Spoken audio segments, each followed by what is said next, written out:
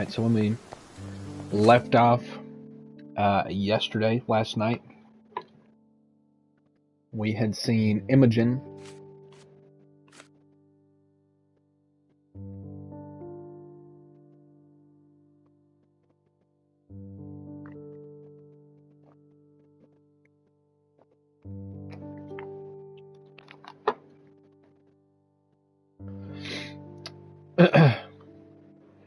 she said she heard Goliath the elephant screaming.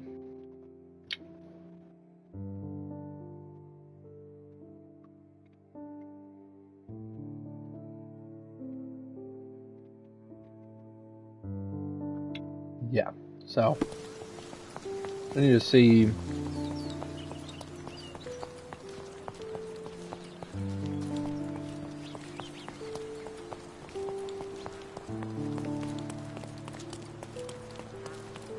what else we can find here.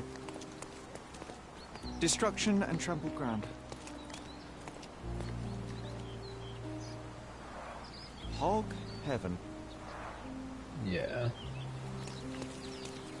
Okay.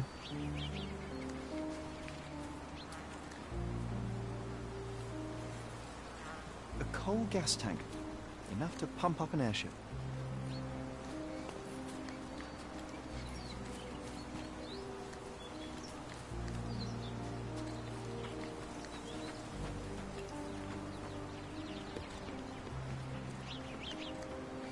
This is quite comfy.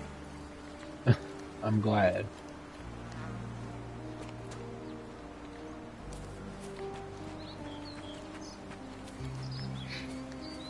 Yeah. So let's go back inside. I think we can actually get in the room across from her. There she is. Okay.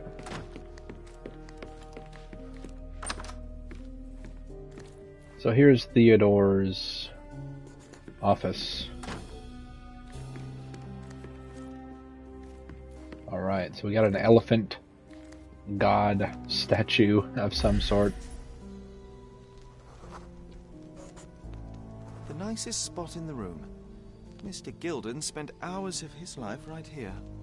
Staring at an elephant's backside. What a wonderful life. So yeah, here's what we can see through the fence. No, there's his body. Never mind. Over there is that direction. What all do we got?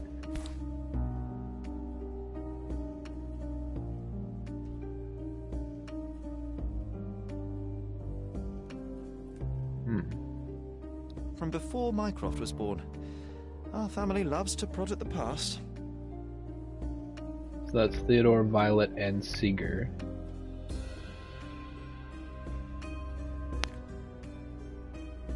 Tomb of Menecrates? Is that what that says?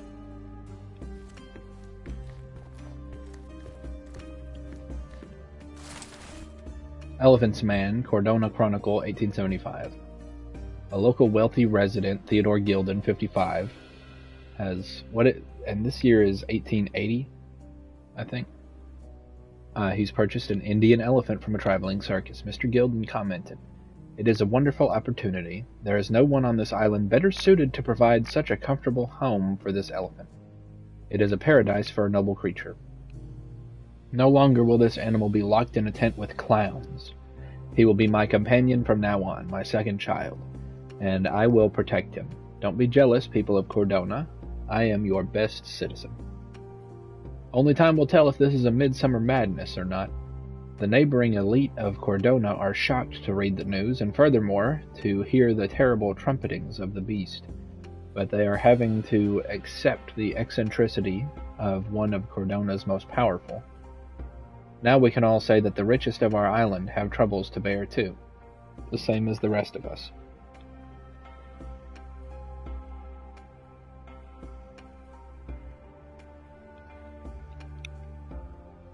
His second child? An apparent son and heir, I'd say.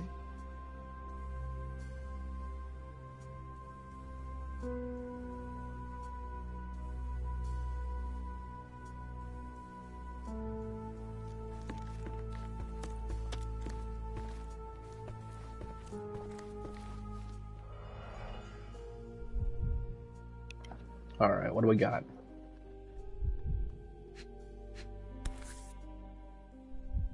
"1868", that says? I think Miss Gilden has barely matured. There's Imogen in the balloon. Oh, the pungent stench of an animal. Did Theodore seek some pink elephants with this? What's that?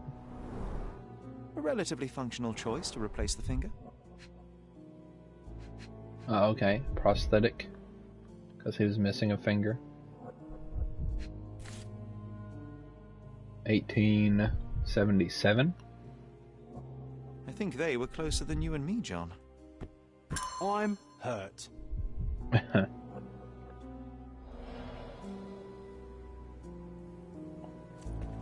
Interesting. What else is there?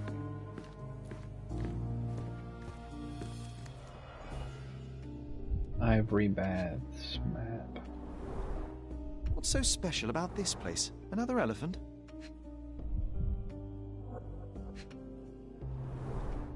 A partnership annulled with a single stroke of a pen. Partners: T. Gilden and A. Swift. It looks like.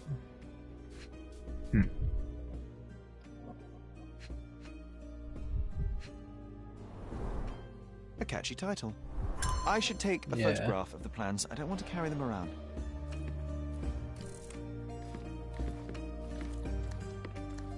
Well.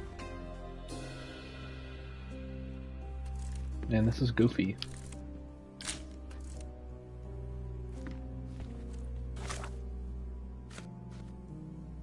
Yeah. We've got a nicer picture than we just took. That's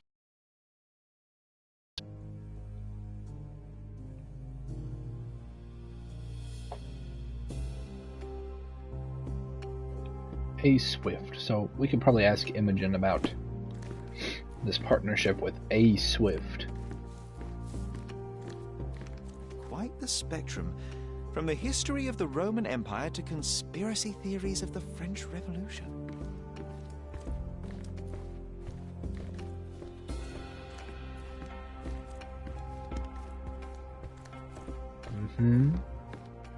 Alright, that seems like about all there is in this room.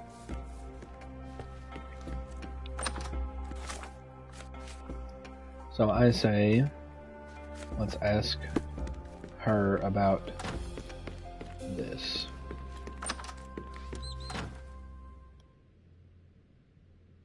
A. Swift, is this name familiar to you? Your father had it removed from this plan. Oh, that's Arthur Swift. I've seen him a couple of times here. He works with my father in the old city, digging up something ancient. He is an archaeologist? That's the word, yes. But to be truthful, I really don't think Mr. Swift is fit to be one. I've just learnt a lot about archaeology from my favourite book series. Oh, they are page-turners. Inspirational, I'm sure, but would you happen to know where this Mr. Swift might be found? I don't, but perhaps you can find out somewhere. My father's work with him is all official. Lots of boring legal papers with signatures and stuff.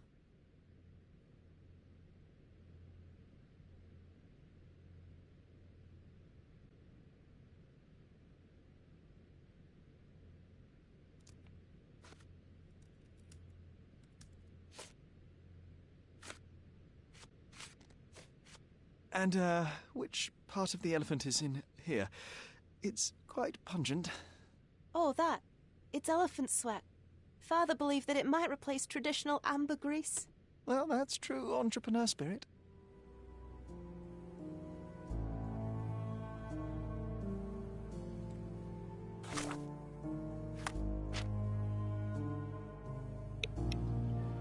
Alright, so what do we got new in the Mind Palace?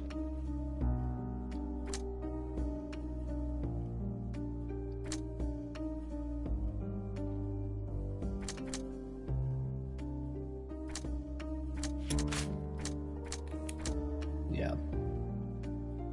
Okay, so don't have anything to connect anywhere yet.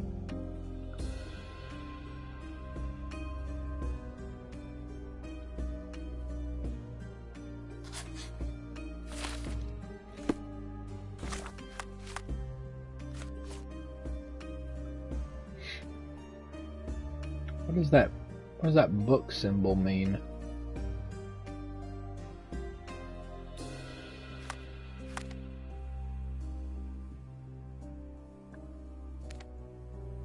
Maybe, I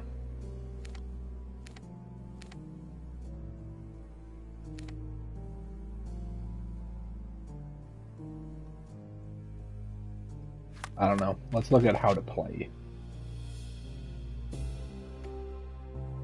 Okay.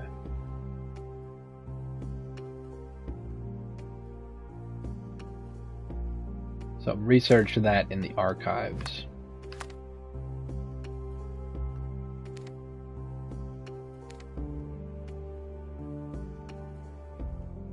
So where would we go about this partnership agreement?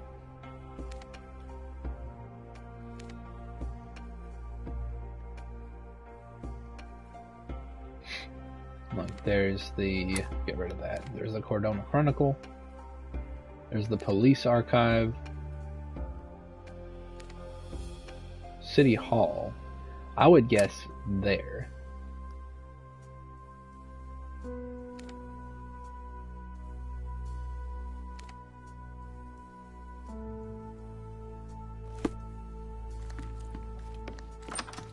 Let's go find out about that.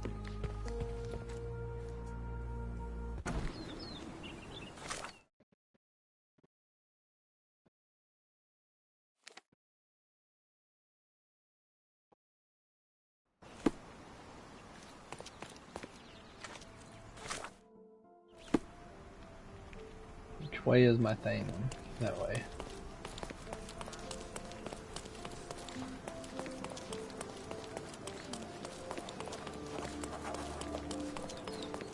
He's even putting up posters, boy.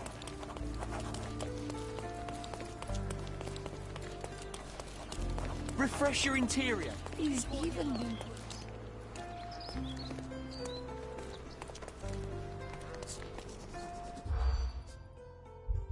Missing item posters. Selling antiquities. Music teacher. Brother been to London.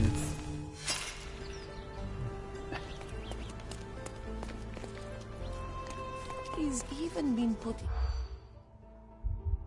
Okay. Nope. Nope. Yeah. Nope. No. Music teacher. Violin stolen recently. A local music teacher has been putting up posters in central Scaladio around St. Clement's Cathedral appealing for information about his stolen violin. Okay.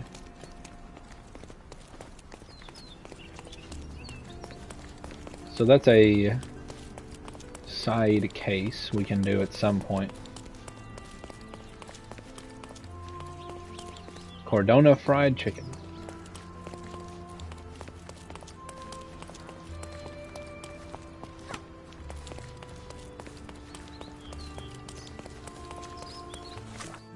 Dang, where is this place? Looks like we've arrived, we just need to find the front door.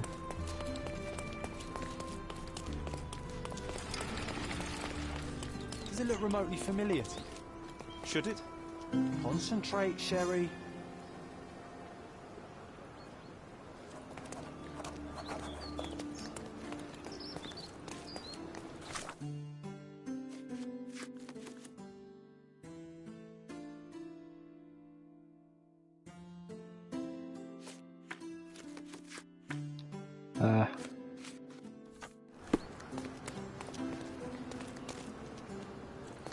Oh, okay. We'll look at this thing since it popped up.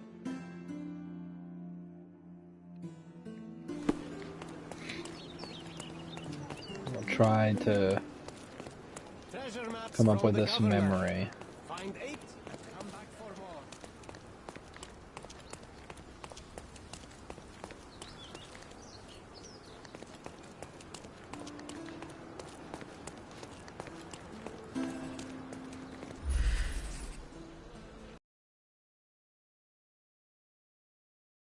Yeah.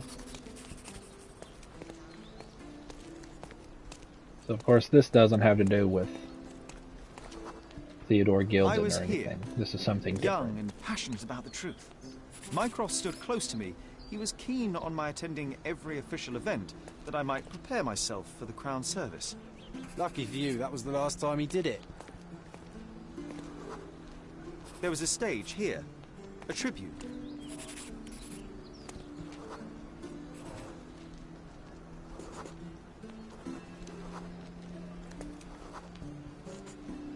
The governor gave his speech there. He was lying through his teeth and nobody noticed, or didn't want to, but I noticed. I was extremely irritated by his lies. I shouted my opinions very loudly for everyone to hear. The crowd went wild.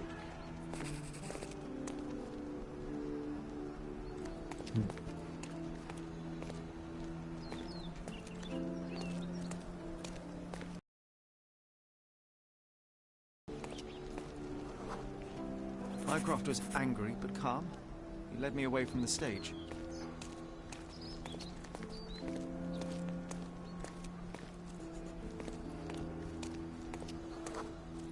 He told me that I should keep my mouth shut, that silence is golden. I couldn't stand for that.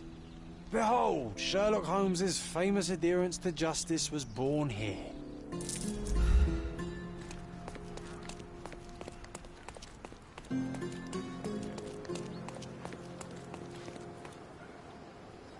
Alright, now we're going in City Hall. We'll see what we can find out about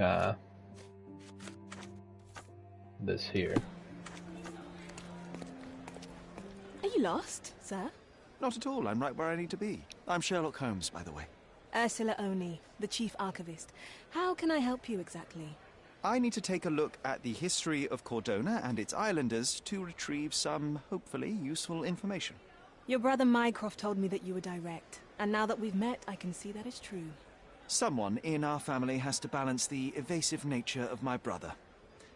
Well, may I use the city archives? You may, of course, but in return, perhaps dinner? That's a high price to pay for looking at your archives. I was teasing you. Pay no attention to me.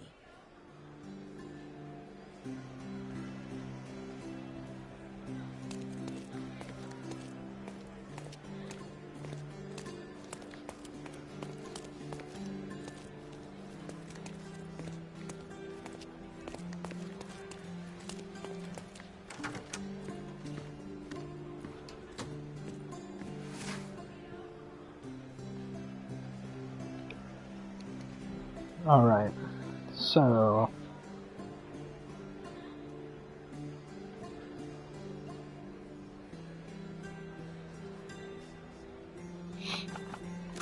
this is going to be in the Old City. We probably want legal documents.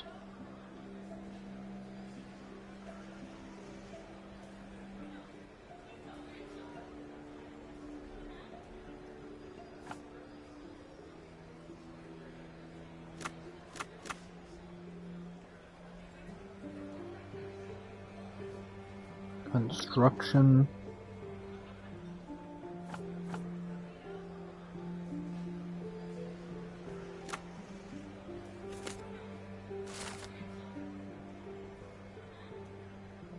Okay, ended up finding it here. Notice of registration. By authority of the government of Cordona, this deed registers the creation of Gilden and Swift Limited on this, the 21st day of June, 1877, so 3 years ago-ish. Theodore Gilden is the sole proprietor and founder of the above enterprise and shall provide finances and the land known as the Roman outskirts. Arthur Swift is a founding partner and shall provide finances and his services as archaeologist.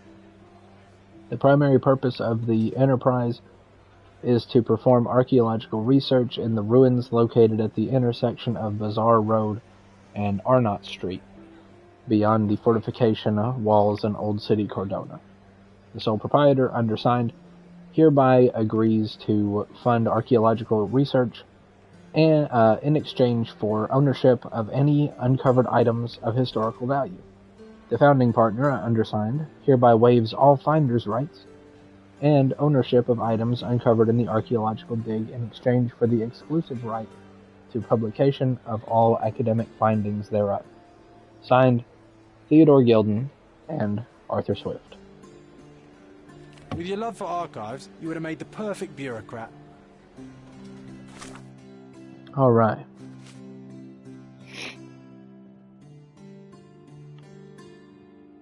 So, there are ruins located at the intersection of Bazaar and Arnott.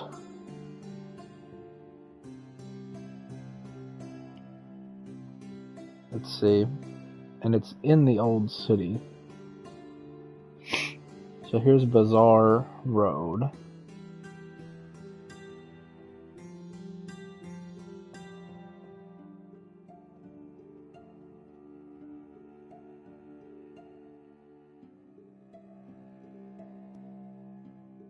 It looks like here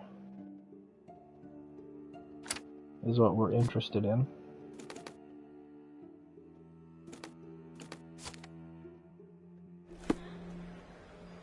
I've marked it with Ivory Bath's construction plan. That's useful. Alright.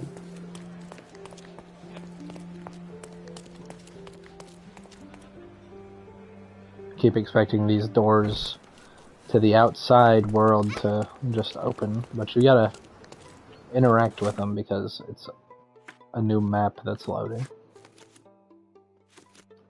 Okay. So.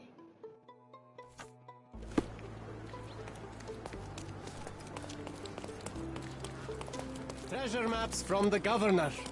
Find 8 and come back for more.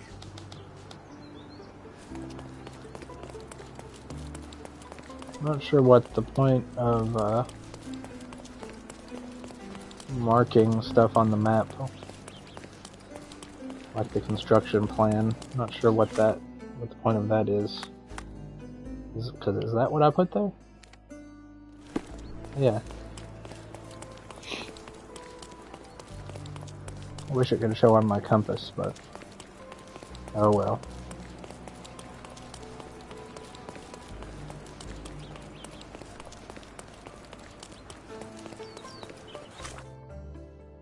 They're slowly getting over there.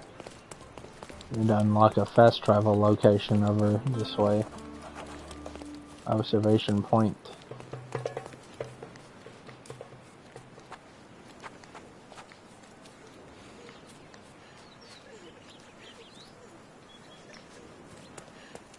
Oh. I don't know what's going on with those people. And if we keep...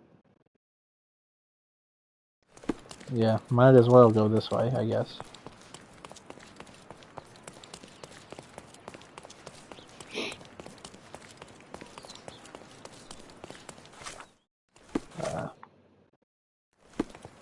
And I have to go left at some point.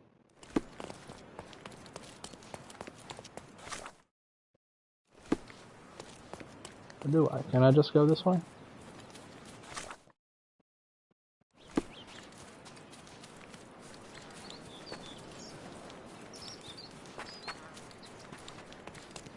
Oh. Well, we're hitting a dead end, boys.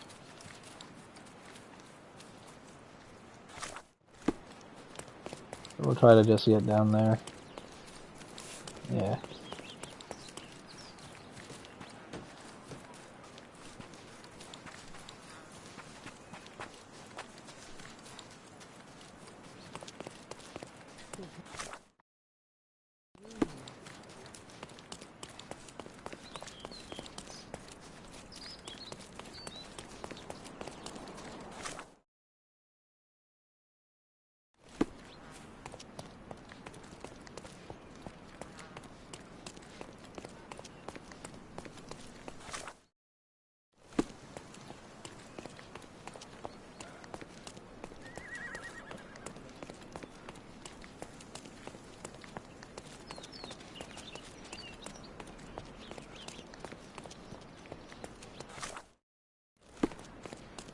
Okay, so it's around here somewhere. I think it's this. From day to night, Aiden stands there, recruiting non-rebellious workers for the dig. Learn how to find the recruiter.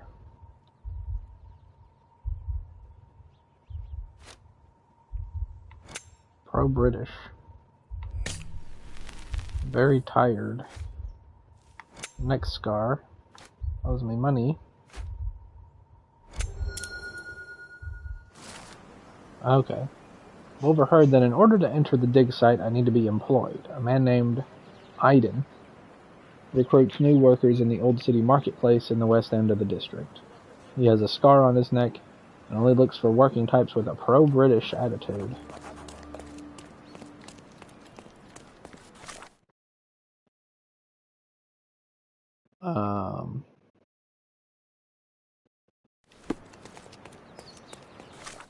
I need to be where? The Old City Marketplace. Dang. Gotta go way back over that way, I guess.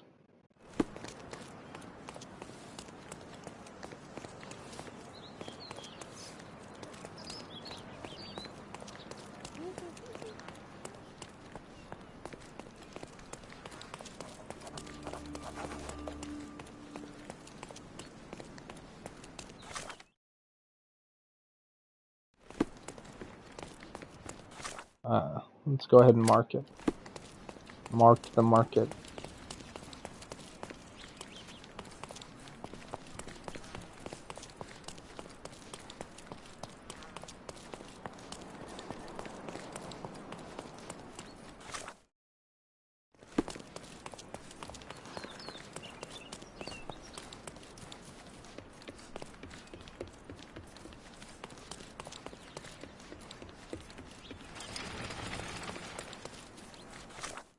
A fast travel location. That's nice. I'm kinda stuck, but at least we have that. Here we go.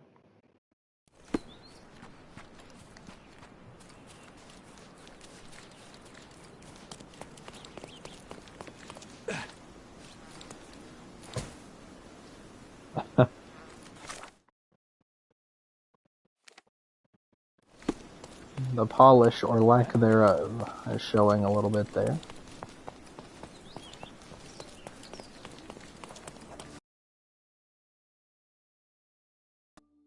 Man, I wish there was a mini-map in this game. Just to tell, like, what streets lead where as I'm running. Okay, if I remember correctly... Beating heart of the old city. I wonder if they still sell that heavenly Turkish delight. Yeah, here we go. You get in here, and then now we're looking for that recruiter.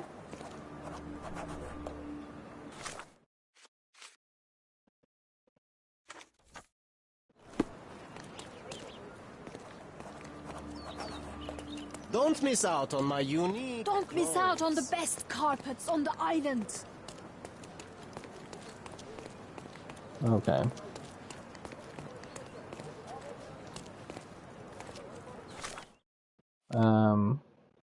There's furniture, there's also clothing behind me somewhere.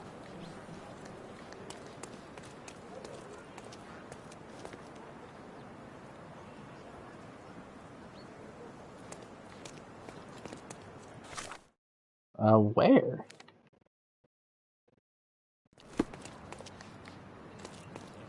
Are they outside this wall? Don't miss out on the best carpet. Merhaba. It's a good day for a purchase. Well, I'll get these. May your purchase bring you joy. Don't pass by. Let's pick something that suits you. Yeah.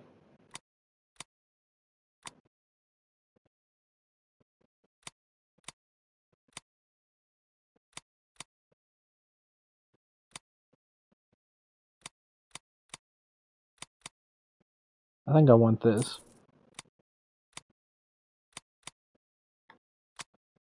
It needs to be pro-British.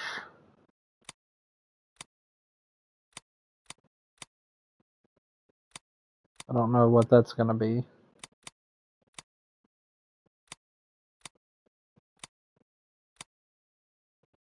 course, maybe it doesn't matter what kind of hat I have.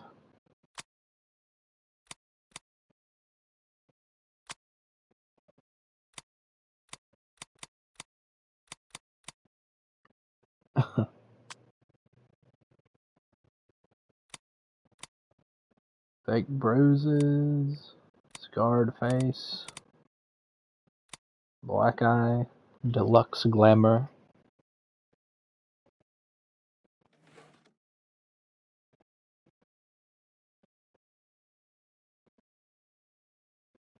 A good choice. A good choice indeed. Oriental rugs at a good price. Don't pass by. Welcome. Alright, where's this guy with the scar on his neck? In the old shitty marketplace.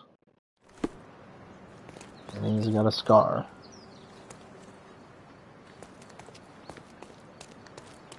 Maybe it's this guy who's just standing here. The view. I'm not. Okay. Oriental rugs at a good price. Don't miss out on my unique clothes.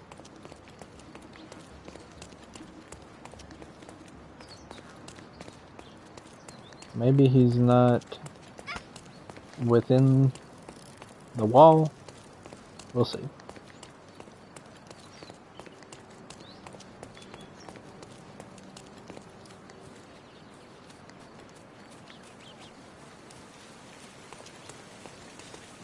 Man.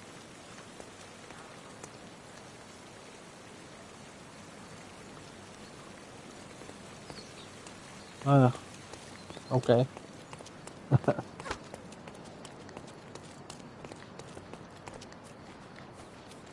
Don't miss Don't out pass on the by. best carpets Welcome. on the Welcome. island.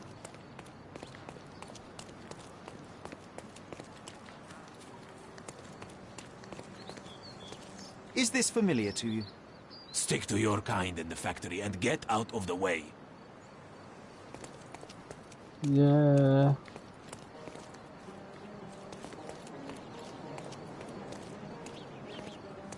Stop blocking the view.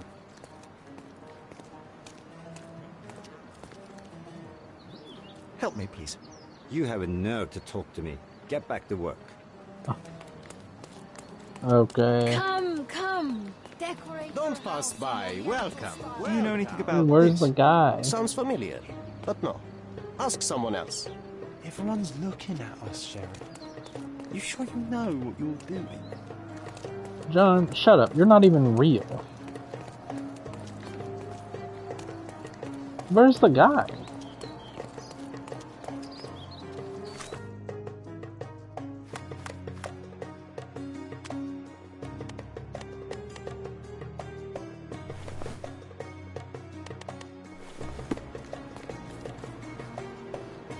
Sir, kind sir, might I steal your attention? I'm not buying.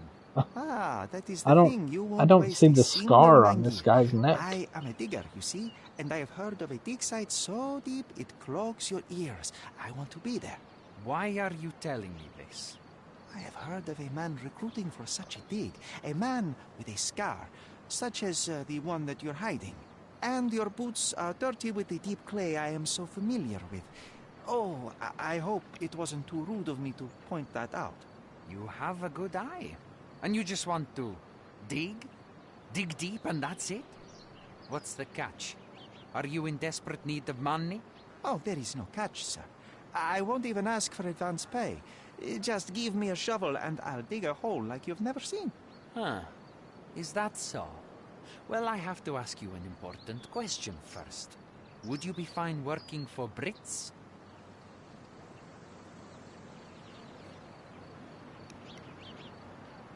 Yeah, I love Brits. I am all for them.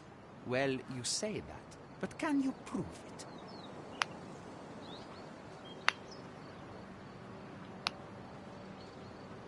I'll sing you a very special song.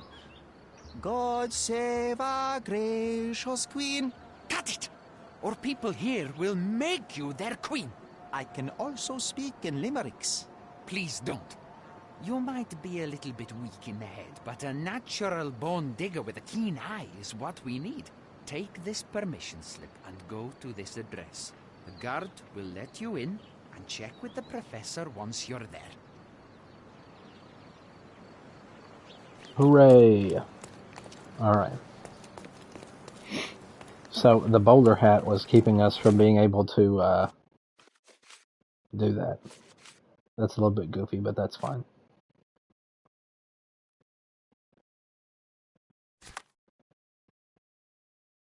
So, I'm going, here now.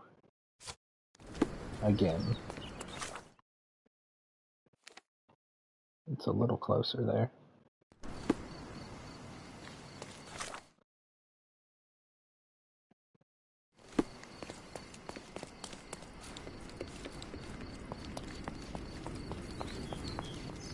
We'll keep our work clothes on to continue to look the part.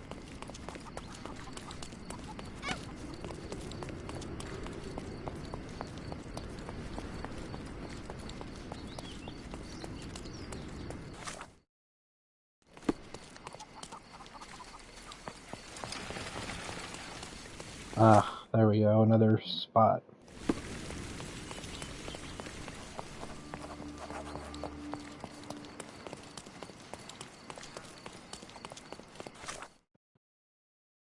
Oh boy.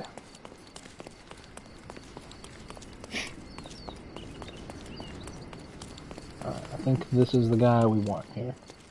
Stop loitering and get inside. Okay.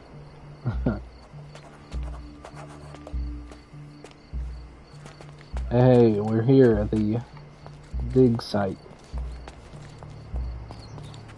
Newcomer, talk to the professor first. He's the old fellow with the glasses and the plans.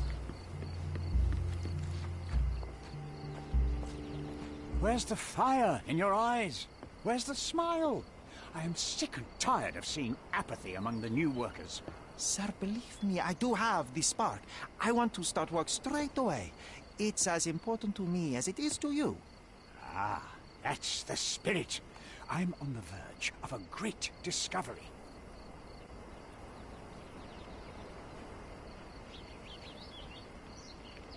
How did you meet? Don't ask questions. You'll have to find the answers yourself. I'm not a nanny. I'm a busy man who is changing the course of history. Okay. When was the last time you saw... Young man, you're disappointing me. I'd like to see a bright career for you as the best digger on the island. Don't ruin it. We'll talk when you find something useful. I am ready to work. Splendid. Do you know what I am working on?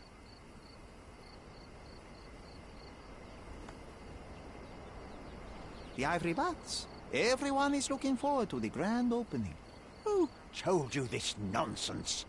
Why would you contaminate history with this base desire for leisure? We are looking for Vitus Lemonius's tomb. This is our goal, to find the artifacts of the early Roman Empire. Let's continue. I am Professor Swift. We have 3 rules here.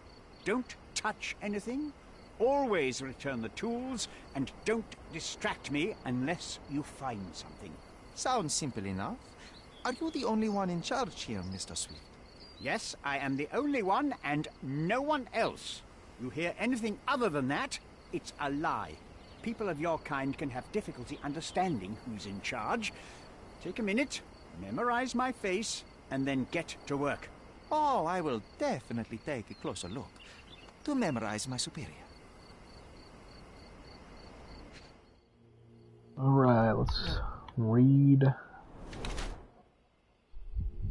him. Broken glass is taped in the middle and inconvenient but continues to wear. Okay. Meticulous with this thick notebook.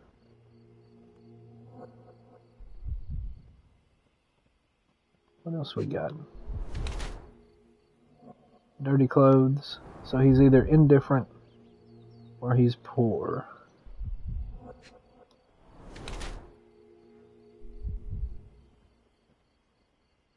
Elbow bruises. So he's getting his hands dirty, he's bruising his elbows.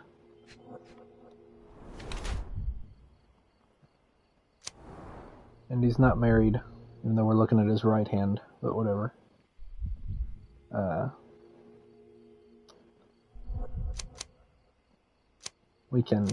We'll pick a portrait. So, either this one, Arthur Swift is an archaeologist attempting to find the tomb of that guy. He uses all of his resources to locate this ancient site, driven by an obsession to expand the knowledge of humankind. He does not care about his appearance, nor occasional wounds incurred during research, such as the injured elbow on his left arm. His life is documented in meticulous detail in a diary he treasures. Arthur Swift has sacrificed almost everything he has in a thankless attempt to uncover more about the past. Or, he's looking for the tomb, but he is old, poor, and cannot take care of himself, let alone afford new clothes or accessories. He entered the field of archaeology solely for financial reasons. His enterprise with Theodore Gilden was a ruse to fleece the rich man. At Arthur's age, the last chance he had to earn money was to find the tomb of the legendary legate. Yeah. I'm gonna go with... I think he's a knowledge seeker. I think he's snooty and artsy about history, and he only ever got in league with Theodore Gilden because he had to. It was a necessary evil to accomplish this archaeological goal. There's a lot of things he could have done instead if he really cared about money. So, yeah.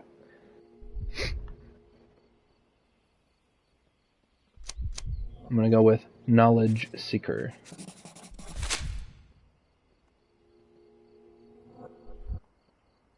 I wish I could be as passionate about something as you are, Mr. Swift. You value knowledge and dedication over everything else. It's a long road, young man. A sharp eye and attention to detail are the only stepping stones along this path. You have to sacrifice everything you love for the larger prize. Exactly. So much in life is superficial. I wish more people would understand. I never heard a truer word, lad. Folk will ignore what truly matters in life, and for what? Convenience. Bold words indeed. I doubt that many scientists would be willing to support their bragging with fieldwork. The academic world is full of restrictions. Our honorable professors are too afraid to dirty their hands. God forbid if they have a stain on their shirt. You can follow in my footsteps. You can start learning by returning to work. Show me what you can find. All right.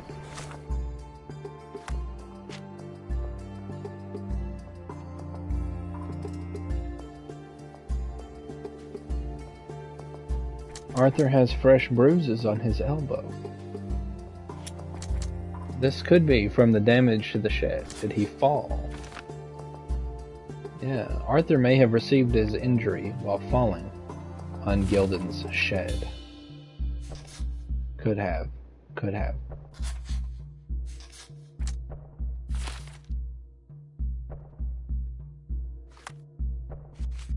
Don't know for sure though, because he's doing this too. So, could have just not been that at all. Just a bruised elbow, that's all. So,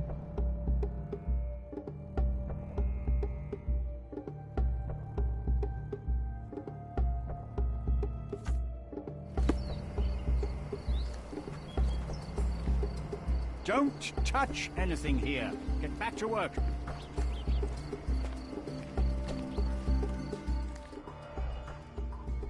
we're going to take a look.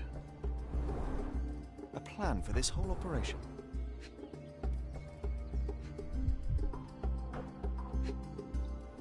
that? Titus Lemonius's tomb has been found. Near the city of Corinth, British archaeologist Sir George Griffiths has discovered the well-preserved tomb of a Roman legate. Lemonius, owner of the legendary twin sword of Romulus gifted by Augustus himself, first emperor of the Roman Empire. In an exclusive interview, Sir George has described the find as a priceless addition to the history of humankind.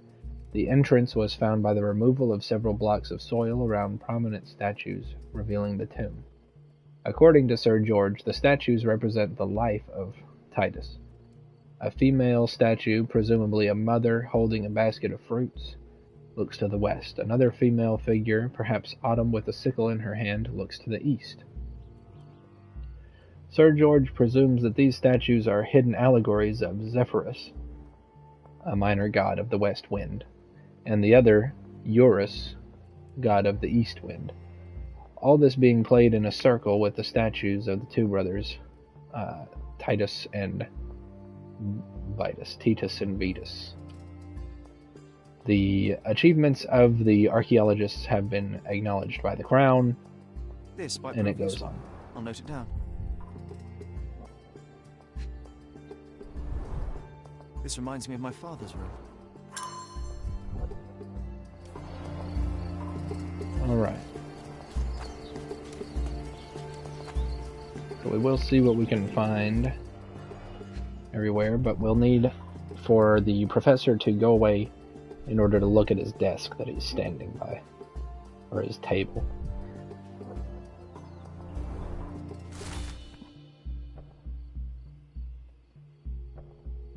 Titus and Vitus were legendary legates of the early Roman Empire, starting their military career to suppress the riots of the Bellovaci and, however you say that one.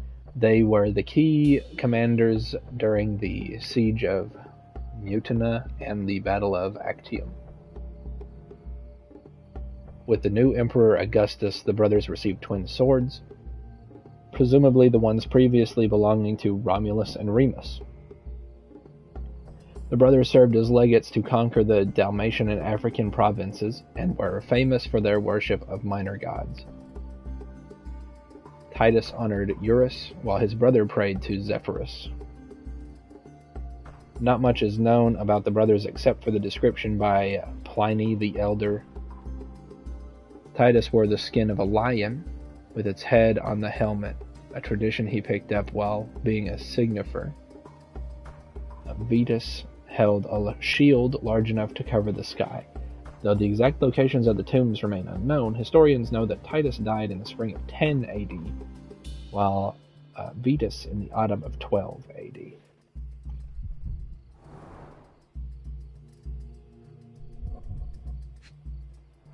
A dummy? Straw dolls. Eerie, but effective for a scene recreation. Oh, I want one of these. Sure. Or two. Oilcloth. Won't fade and waterproof. Enough here to make 10 sails and more. Okay.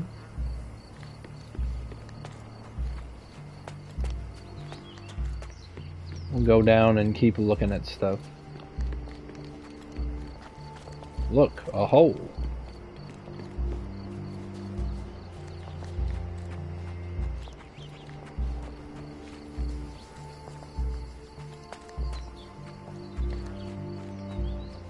Swift lost his temper. Which statue was damaged? Broken pickaxe, stash of old newspapers, kicked statue, hardworking digger, closest to the beach, tilted pedestal, lion helmet. Okay. Workers at the dig site found a statue with a lion helmet head. It originally lay on the pedestal closest to the beach, but someone kicked it over the edge. As a result, the statue broke. The pedestal remains tilted.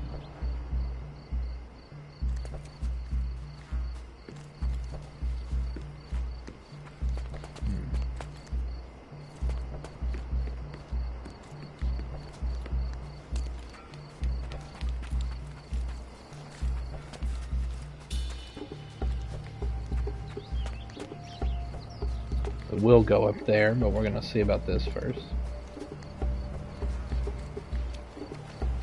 Working and living by the sea. What a dream. Indeed.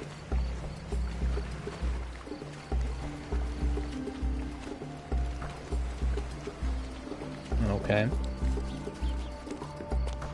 Let's go up here.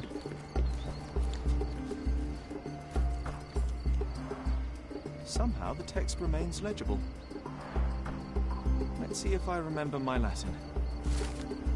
An inscription near the four pedestals translates to, Vetus rests nearby. Beware the one who wishes to disrupt his sleep, for he is guarded by the gazes of his brother.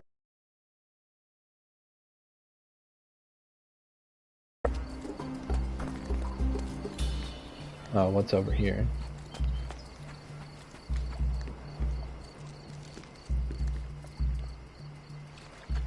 Okay.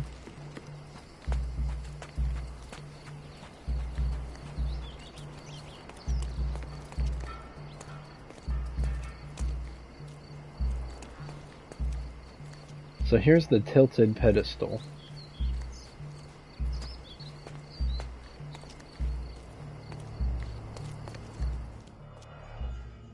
There's the sickle holding a sickle lady. For harvesting. The ancient Romans honored the seasons. A goddess? A mother? Someone's wife?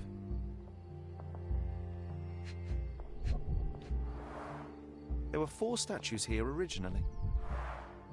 I wonder what the 3 other statues look like. I see now. Mr. Swift didn't realize the significance of the statues. Alright, now we're going to be able to recreate the scene. We'll have to use some of what we've gathered here for sure. The information, I mean. Okay. So the tilted one was what?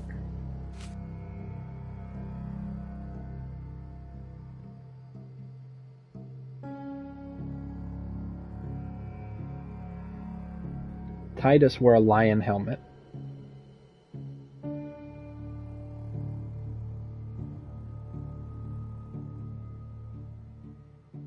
The tilted pedestal is where he was.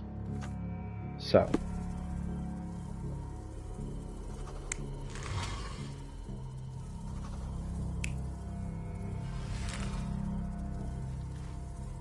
Lion helmet. That looks good to me. Here's sickle lady, I assume. Oh, but is she just gonna turn? Okay, what does it say about her?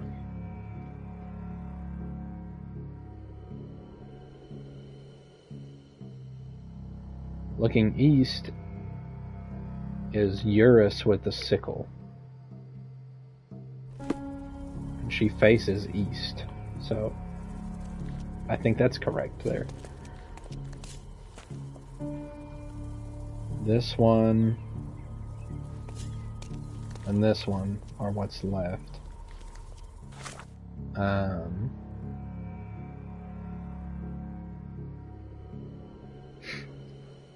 So, fruit basket lady is looking west.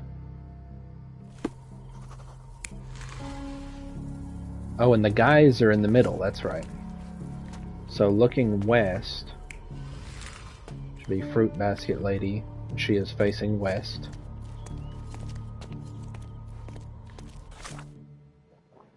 So I think the statues are in the right places, and the women are facing the right directions now.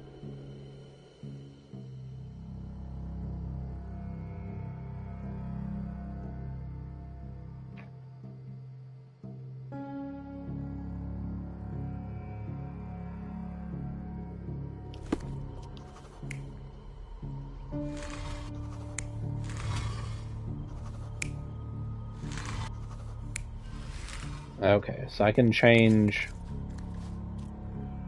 which way they're looking. The men. I'm not sure which way that'll be.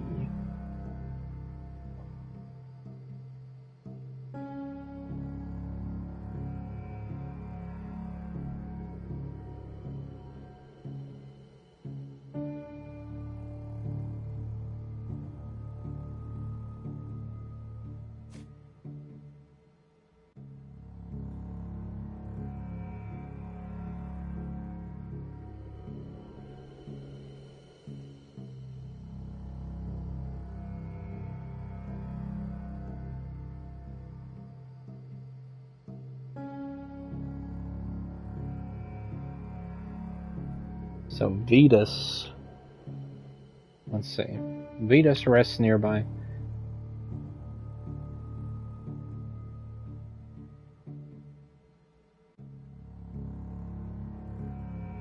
He's guarded by the gazes of his brother and the autumn wind.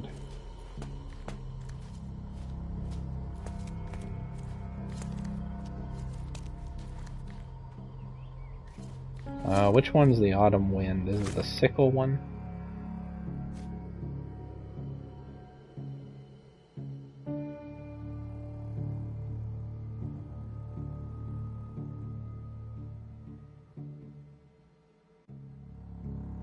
Yeah. I don't know which way these guys are gonna face. Still.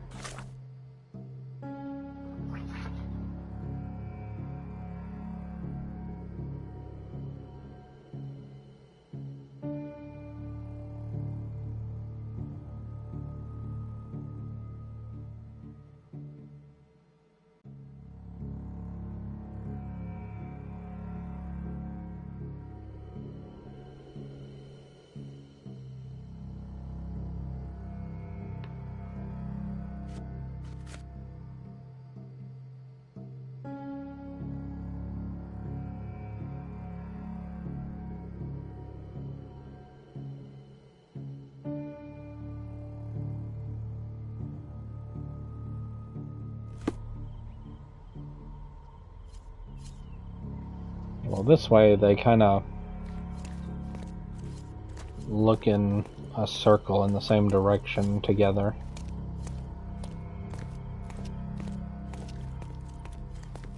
We haven't seen anything already that gives us any other clue, I feel like.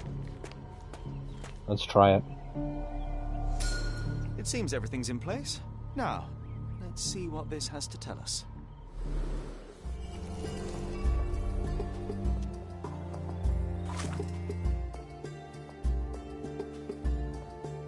With the scene recreated, I should see if the location of the tomb becomes clear.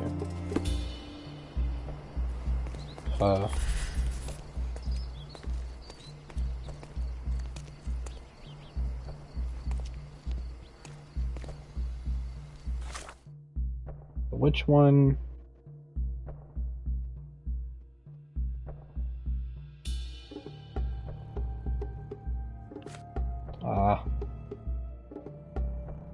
Titus is the one in the lion helmet. So Vetus is guarded by the gaze of Titus and the autumn wind.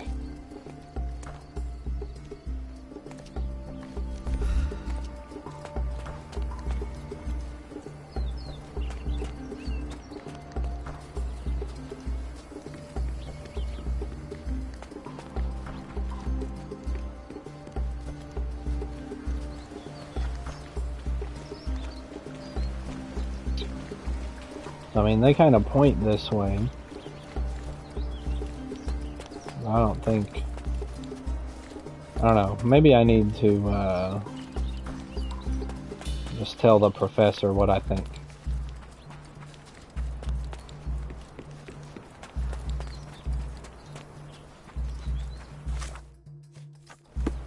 Take a shovel and dig. Okay,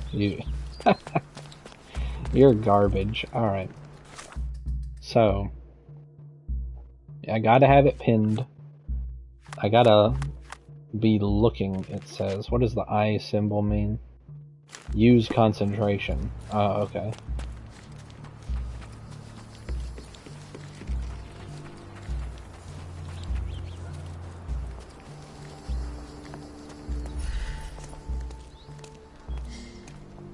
Oh.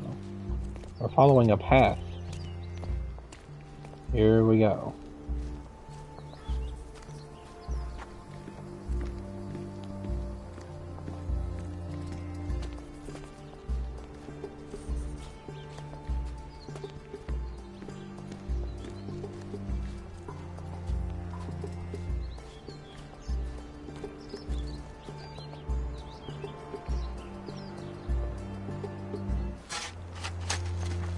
Here is your discovery, Mr. Swift. Hey, look at this. What have you found? Don't let anyone touch anything there.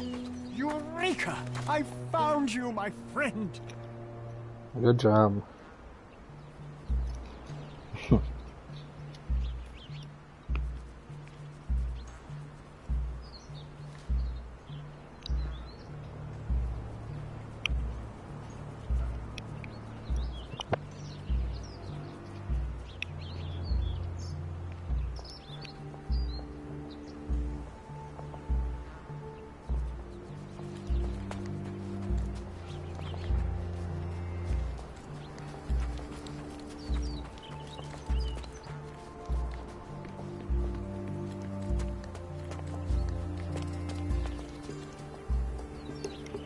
Alright, well now he is gone, so I can look at his desk.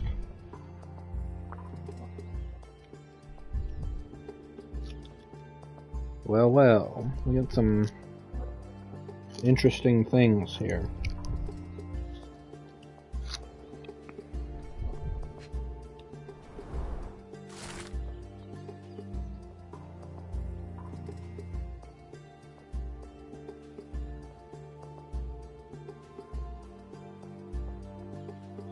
The zoological bestseller Tusks and Trunks provides a most rigorous scientific description of the elephant.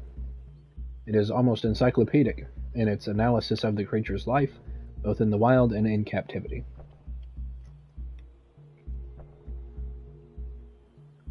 One crucial chapter describes the elephant's mating season, in which they become extremely dangerous.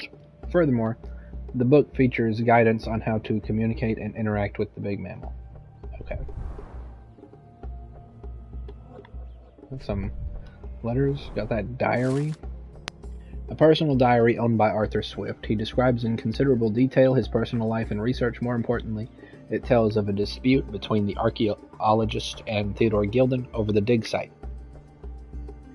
Day 1224. Theodore always uses his wealth to shut down complaints. I'd rather he bought a brain with more jurification, so that he were smart enough to see the bigger picture. Not everything revolves around your darn elephant. I have only a few months before he will commence construction. He even lacks the imagination to build something beautiful. Ivory baths, the mundanity. I must think, lest our invaluable history be buried by the inconsequential.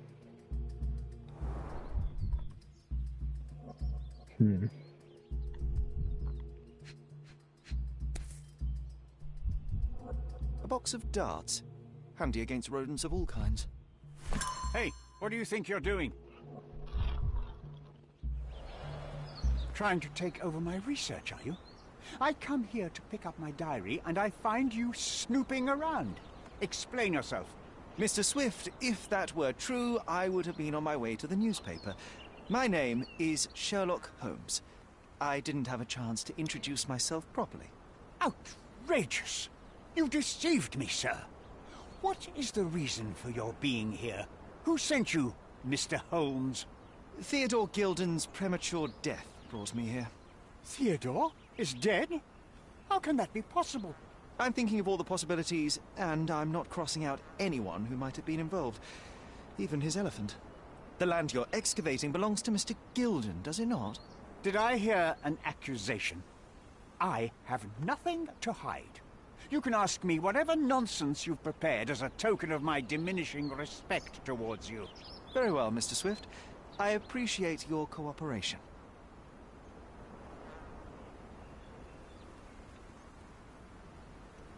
When was the last time you saw Mr. Gilden?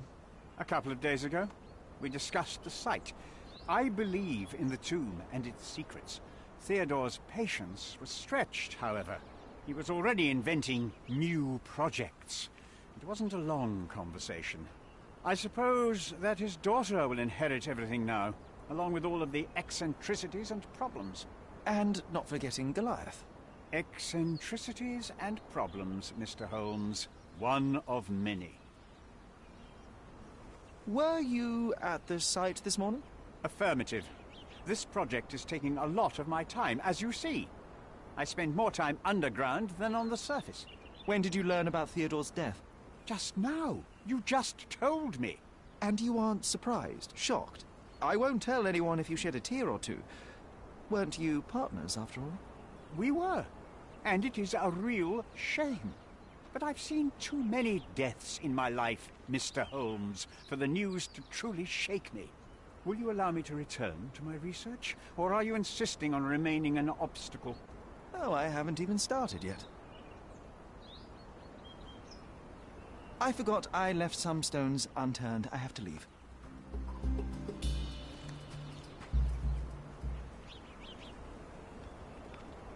What's with this box of darts? Is it for a scientific argument?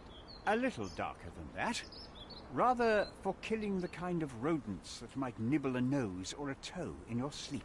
Let's just say I have to protect myself against a larger animal, such as an elephant. Might it be enough to stop it, make it faint? If I were you, I wouldn't bank on it.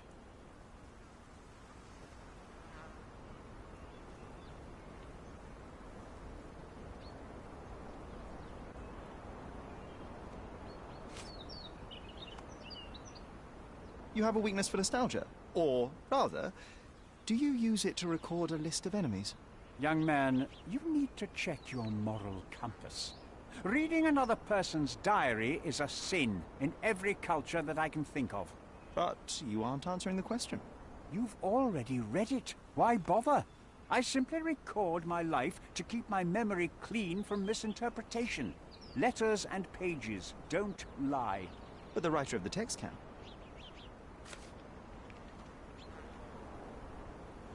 With this book, you attempted to plan an attack on the elephant?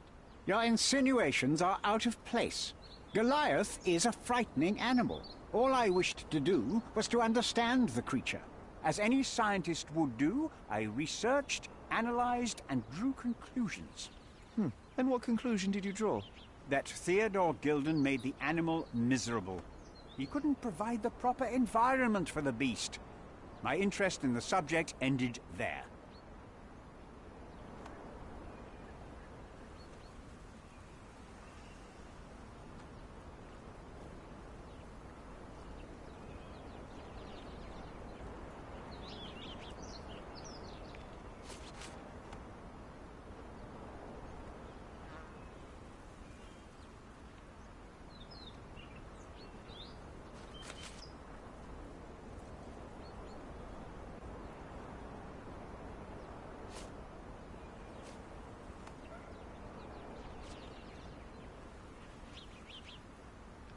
Moving on.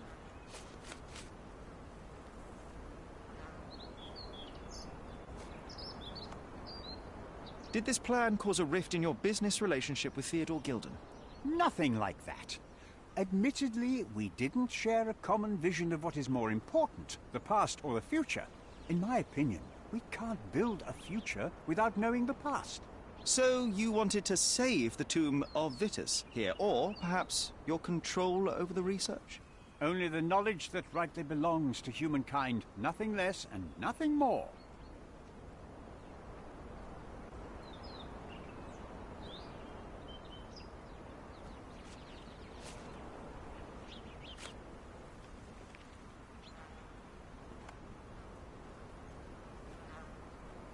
Gilden's elephant is quite an unusual addition to Cordona's fauna. What is your scientific opinion on that? No matter how much Theodore loved it, it still remained a wild animal trapped inside a stone pen. Goliath needs savannas, fields, lakes. I'm sure that Goliath did not have a plan to kill his owner to head to the savannas. What do you think? No, animals don't kill in a typical sense. I can only presume that it tried to protect itself from captivity, from Theodore. It was a gilded cage that was predestined to break.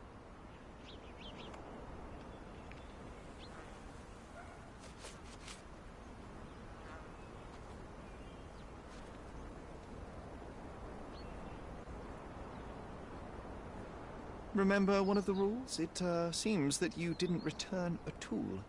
Is this knife yours? Do I look like a fellow who carries a knife? I don't need it. There are plenty of uses for it on the site, and outside of it. I have other people to cut ropes for me, Mr. Holmes.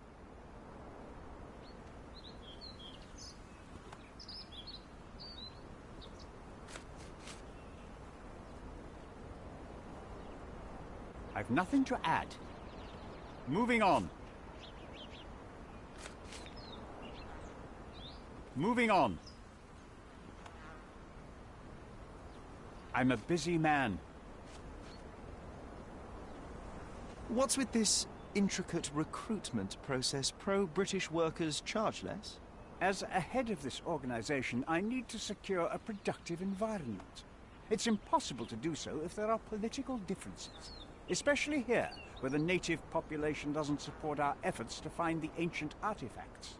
Decent pay can also stimulate productivity and shut down any political discord. Hadn't you thought of that? You're young. You have time to fritter and fight with everyone you meet. I don't have such a luxury. Our workers receive enough pay for what they do. So don't start a discussion you know nothing about.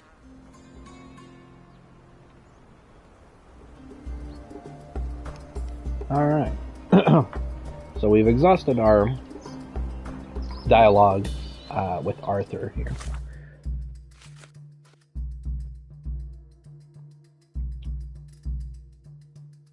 So like he just seems really sold out about the value of the archaeology. So right now I don't think he did it. And I didn't think he did it. We're still not all the way to where I've been before, so I have already done this part at least before, but back then I didn't really think it was Arthur behind anything either. But we will see if I end up changing my mind while I eat this Tootsie Roll.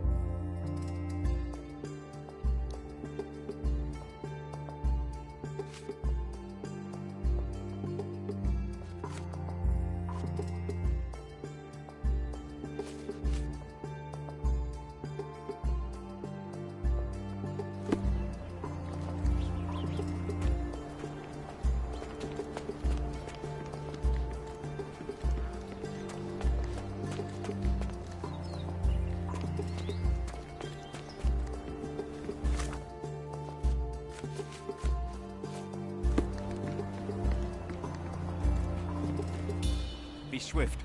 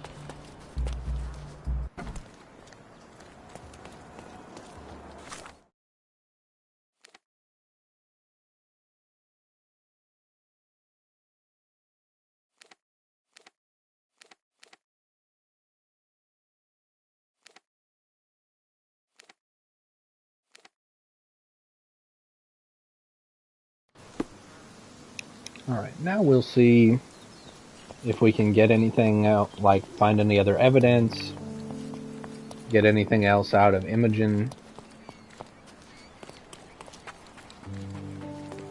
We've still yet to see that we've collected all evidence from in this house. So, it's an okay place to be, for sure. I'd like to ask her... Oh, you know what? We never really explored her room, come to think of it. Who's a cute bird? She got a bird. Yeah, here we go. Let's see. She packed as much as she could carry.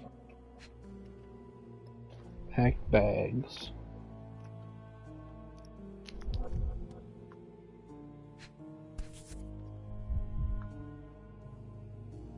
False idols. Bazookiology. The Adventures of Nabe and Laura. False idols? Oh, sounds utterly dreary.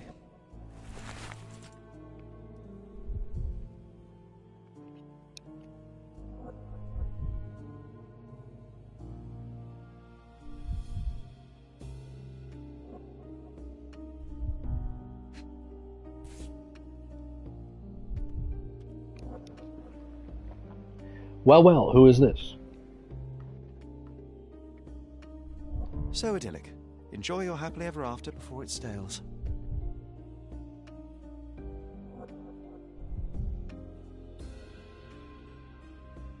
This victory is for you and you only.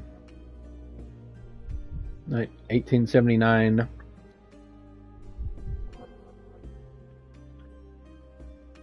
Race finale? Is that what it says? For my lighthouse in the darkest storm, Paul. The same dull poses on all romantic photographs. Hey, Sherry, we need to talk. You found false idols. We need to find the remaining two. What does bazooka even mean? Would this paper be good for anything but blowing one's nose on? They're not rubbish, Sherry. There's something more. I'm serious. Very well. I doubt it'll be worth it, but I will find them for you, John. You'll thank me later. They're some of the most imaginative books I've ever read. What did you say? Speaking aloud helps me think. She packed as much as she could carry.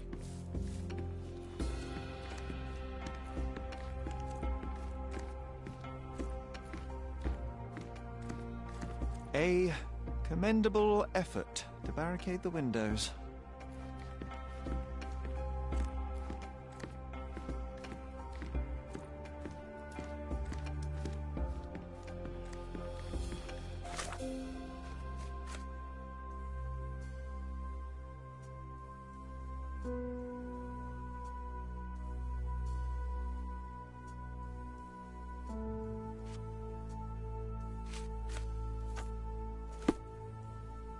Alright, so we ought to ask Imogen who this is. I found this. Who's this young lad next to you, your faithful knight? Paul. He's my pirate. He's not really a pirate. I just call him that. It probably sounds very silly. Your secret is safe in my hands. Does Paul work somewhere? What is his surname? His name is Paul Perks. He and his yacht Whirlpool are the champions of the Salacia Yacht Club. He sails there. I'll show you where it is on the map if you need to meet him. A yachting champion? Well, that will be a first. I prefer dry land. And so does my suit. Oh yeah, my suit that I'm not wearing. These Why'd you bags of pack yours, up? it looks as if you've packed your entire room. Were you planning on going somewhere? My partner and I, we wanted a change, a fresh start abroad. But now I have to stay here. Here, an orphan. I feel like in 1880, she would not be my partner and I. That's okay though. I mean, they're clearly not married, so. So what are they? Nowadays we would say partner, but not sure what she would say back then.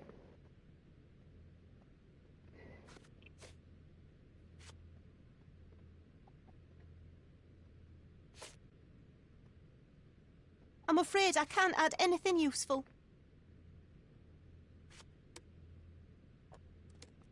So since it's not kicking us out, you would think that there is something else to ask her about. How can you read something like this? It's hard to swallow, and that's not due to the hard cover. You're hardly serious. Any library without Nabe and Laura is incomplete. If you can read, then these books are an absolute must. Love and adventure. They're about life. Oh, I wasn't aware that exploding pyramids were a part of daily life on Cordona. You haven't seen life, so you might try reading about it at least.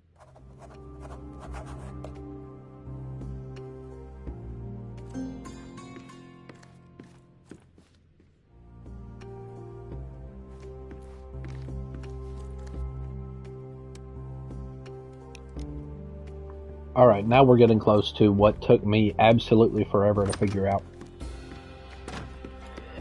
On my original unfinished playthrough. Oh, also, let me see if I can find another one of those books.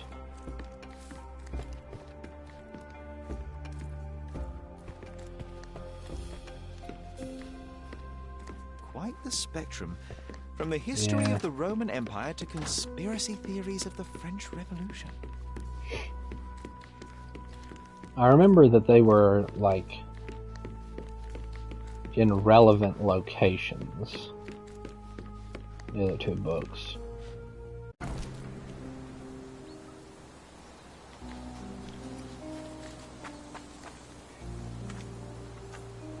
Okay, so we want to go to the Yacht Club, the Salacia Yacht Club.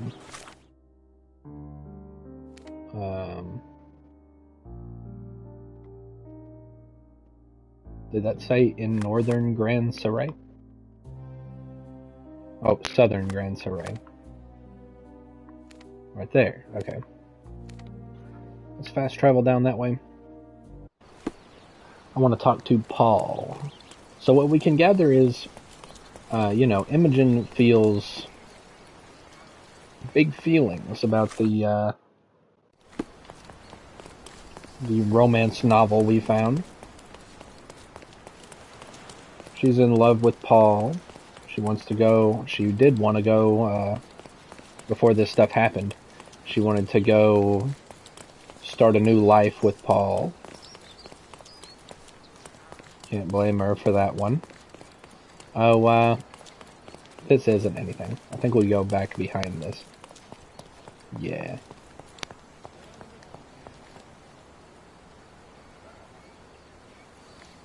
You all know about this guy? Are you able to help me? How dare you address me? Oh, maybe they don't want to talk to me because of how I'm dressed. I forgot.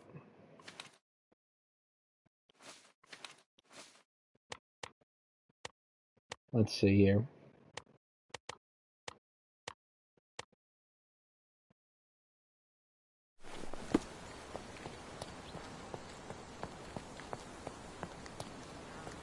Could you help me? That's a question I can answer. Wow. Your clothes matter. Yacht Club members mentioned that Paul missed the race, and no one has seen him since morning. He might be in his room in the workshop, south of the Yacht Club. Okay, this is the workshop here. What's this here? No women allowed. No smoking in the workshop. Clean up after yourself. Only dry shoes at the club. Don't touch any yacht that you don't own. Violators will be subject to severe fines and exclusion from the club. Here we are in the Yacht Club. Now, what did we find out? Paul sails Whirlpool. This door says whirlpool. It's locked. Bloodied bandages. Has someone been hurt? Where would a champion hide a key?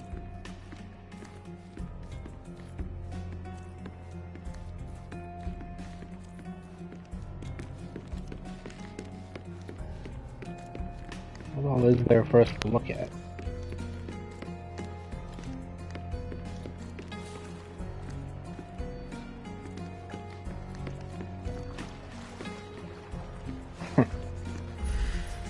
Well, there's Whirlpool itself. Fresh lacquer layer. Champion's Whirlpool. Whatever. Pool's bread and butter. Paul takes good care of Whirlpool. Oh, what do we have here? Paint or polish or whatever it is. Storage room. A foghorn to navigate and warn others at sea. You should have a warning to cover your ears. Foghorn.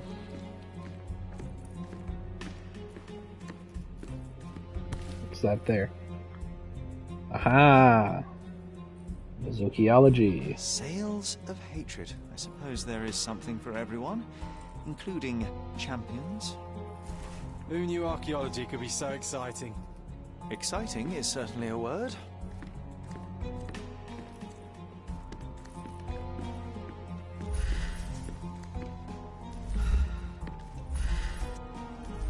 Some more of that.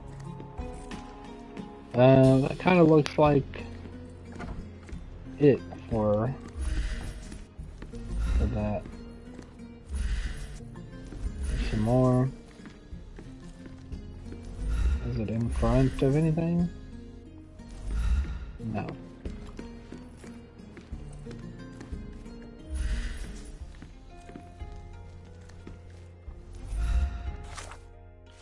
What we got?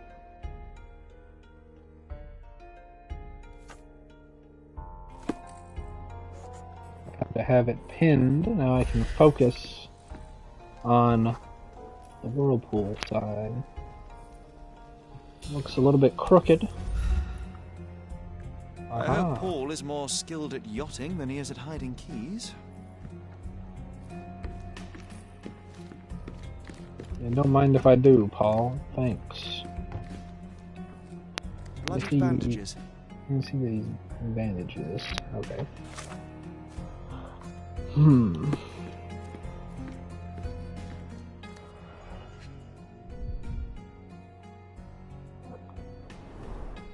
To earn big, you have to spend big. Okay. Too expensive. What's this envelope here? Threats. You gormless gilly wetfoot. You think you can leech off of my family, steal my money, exploit my daughter? This ends today. Your career is over. I shall give you one final warning. If you refuse to cooperate, you'll find yourself in deep water. Gilden. Mr. Gilden wasn't afraid to get his hands dirty.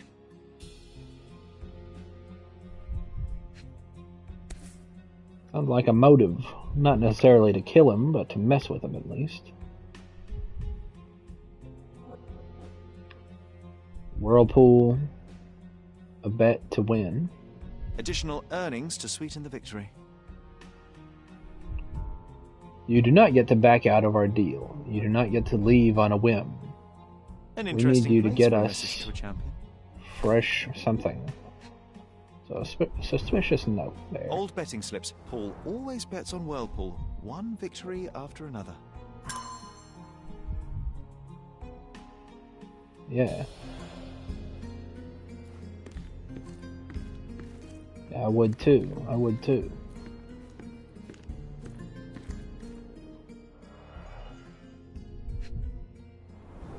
Some An stuff. expensive set of tools for woodwork. An amateur wouldn't know how to use these. Shipbuilding, shipwright's tricks, sail weaving.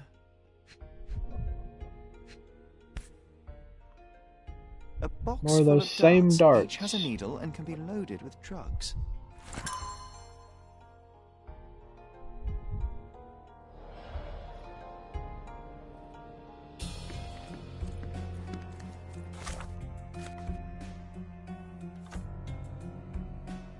need to have this pinned in order to see something.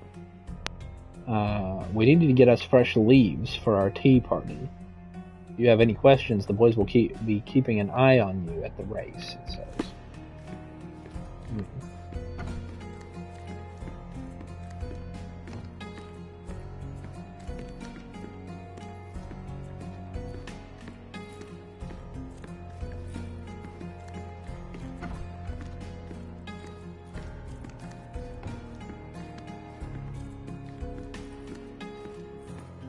Yeah, this is what took me forever before, I think, was I didn't have this pinned, so this thing to focus on didn't show up.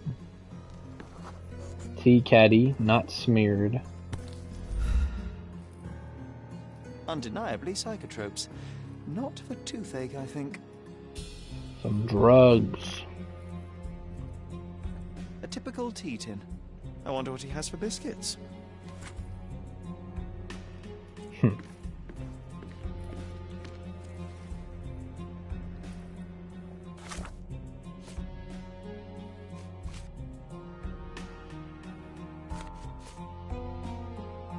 Yeah.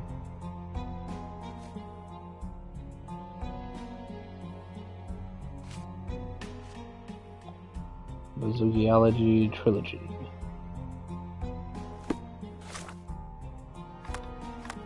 We're going to save to make sure that we can find all of Bazookiology.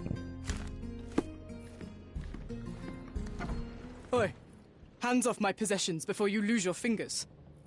Are you illiterate? The rules are written everywhere. Ah, Mr. Perks, the cabin boy himself.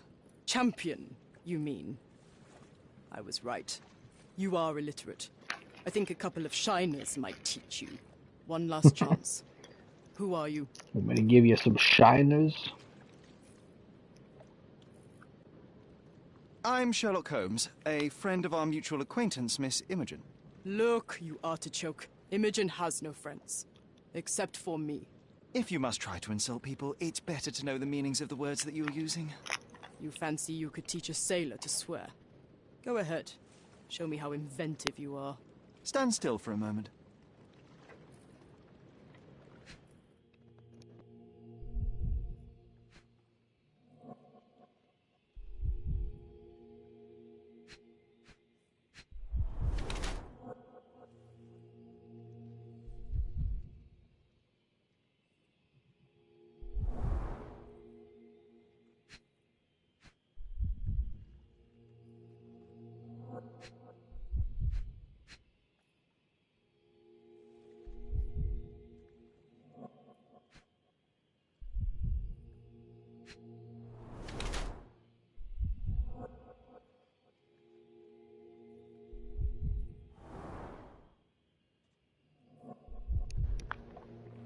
Got some feminine features here.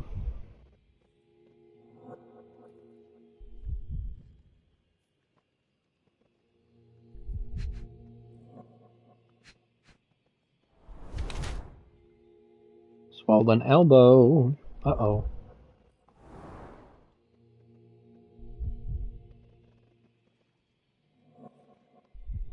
Something going on with the wrist here.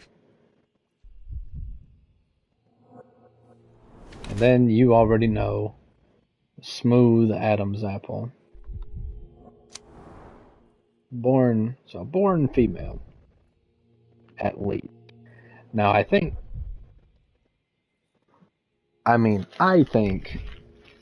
that this is not what we would think of as a trans person today. I think this is just a woman back in the day who's acting like a man in order to get opportunities that are usually only available to men. That's what I assume.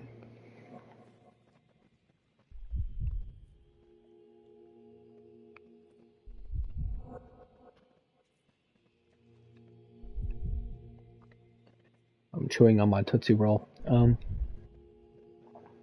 Paul Parks is a woman who disguises herself as a man to achieve a higher social position.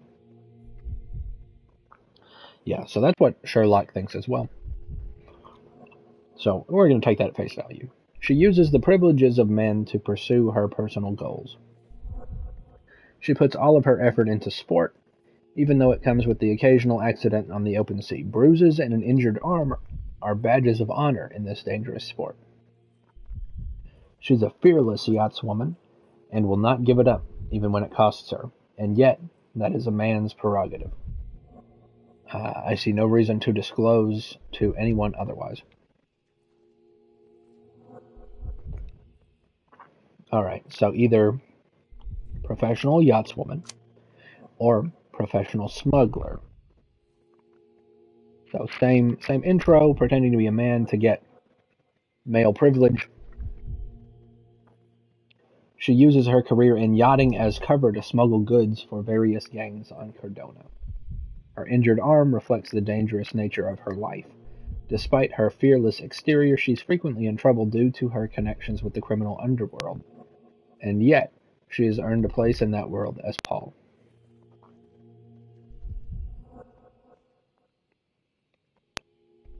So either way, we're not telling anybody.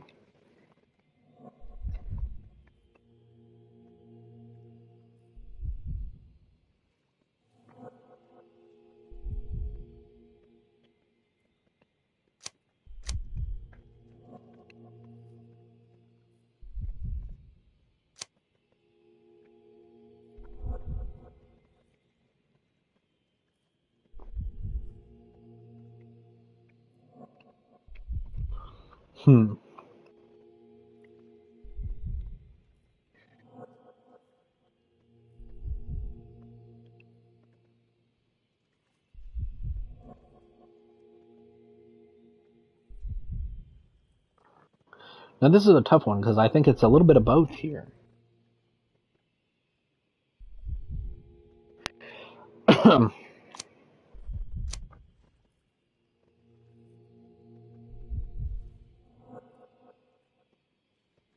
I think the injured arm shows. I think it is from being in the underworld, the criminal underworld. But I would think that she cares about the sport as well. It just has to do this drug stuff.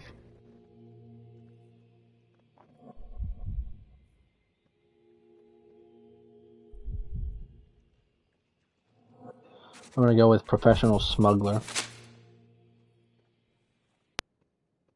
So, a woman wishes to become a real criminal, and smuggling is a stepping stone towards that? Is there not enough prestige in yachting? Or is it easier to compete with other fools like yourself? Everyone has a starting pistol, just shoot and run. Don't say a word. I don't know where you're getting half of this nonsense, but you're on some thin ice here that I'm willing to crack. Damn you, Paul. I'm sick of... Who's this peacock? Does he know who I am? I definitely know who you are not. You're not a dictionary reader, at least. I wanted to see how you... pals interact with each other in your natural habitat.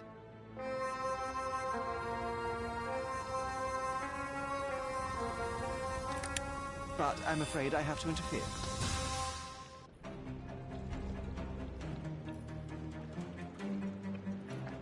Well, here we go, boys. I'm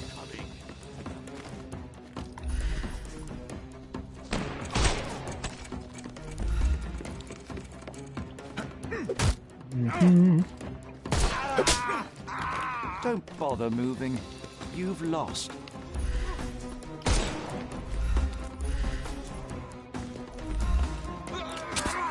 Oh, how do I use the...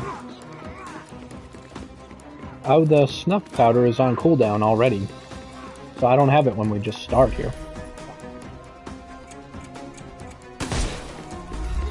I'm coming.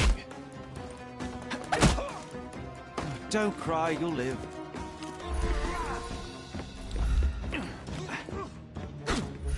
Oh man, he's throwing it. Hello? There we go. The snuff's ready. Too simple. Give him the pepper snuff.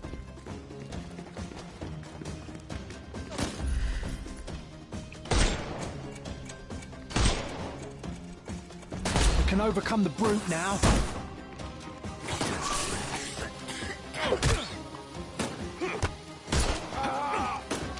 Take a rest, my...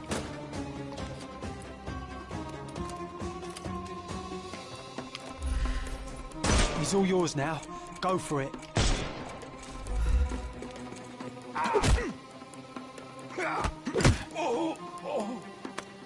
Don't bother moving. You've lost.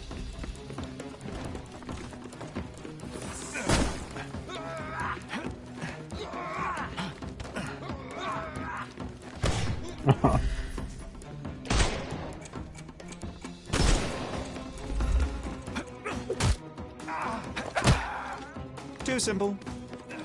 The snuff's ready. I couldn't miss the party. Overcome him. Don't... What? Okay. I'm Sniff. coming for you. I guess he needs to not have armor. Time to knock this guy out.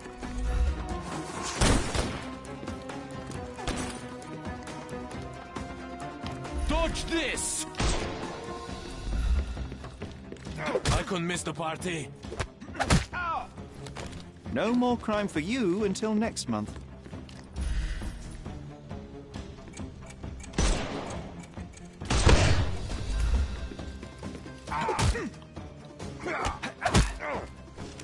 Take a rest, my friend.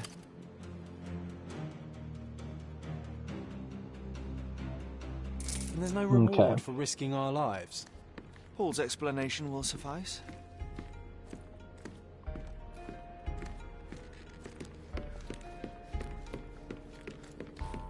Where Paul at?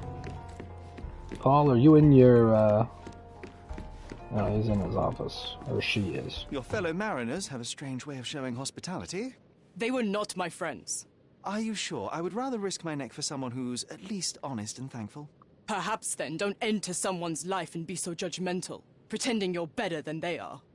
Then give me your perspective and allow me to see through your eyes.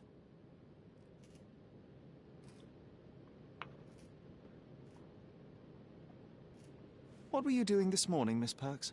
Don't call me that. I'm a champion. I was sailing. The other club members told me that you missed the race this morning. Do champions not need to practice? Ugh, you've talked with them already. No, I wasn't racing. I visited the doctor after that attack on me. And then I had to honor the deal with the bandits you just took care of. I tried to tell you before, but your partners interrupted. Have you heard the news? Theodore Gilden is dead. Do you have anything to say? Well, what a shock. To me, he was an angry old ogre. Good riddance. Was it Goliath that killed him? Did it crush him? Break his bones? Come on, tell me. I want all the details. You have an unusual way of showing grief. Imogen wouldn't Not appreciate a big that. fan of Theodore. But yes, the animal could have been involved. It's poetic in a way, isn't it? It takes a beast to kill a monster. I wish I could have been that elephant. Yeah, but did you see it happen, though?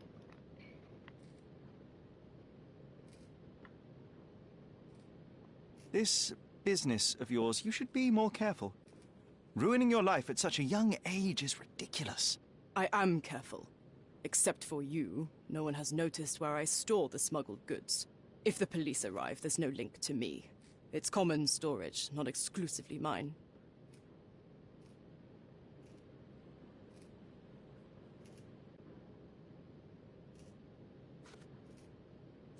I don't know what this means.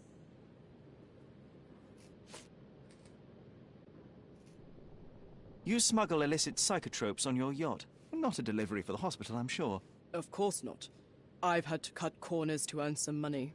How might a person afford to pay for a yacht in an honest way? I don't know, although I'm smart. The buyers are my customers. Adults who are willing to pay for their pleasure, or weapons for jewels. Whatever they want me to deliver. Nothing criminal. Well, it's your lucky day. I'm not here because of smuggling. Have you tasted this tea yourself? I wouldn't have been a champion if I had used it. It's just a side business that keeps my career afloat. It's quite expensive to compete in yachting. Sometimes I cut corners. Such as fixing Whirlpool yourself? Exactly. And sometimes I just have to pay. That's how I earn money. I don't sell slaves or take the last mangear from a poor family.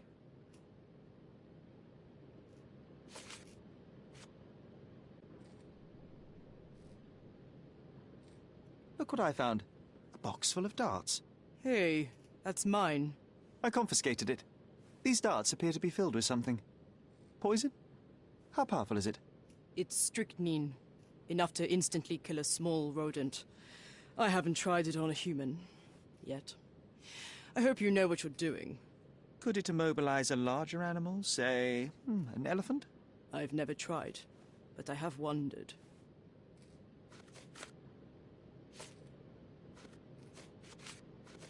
Imogen doesn't strike me as an industrious young lady, so I find it strange that she was busy packing up all her belongings when Mr. Gilden died.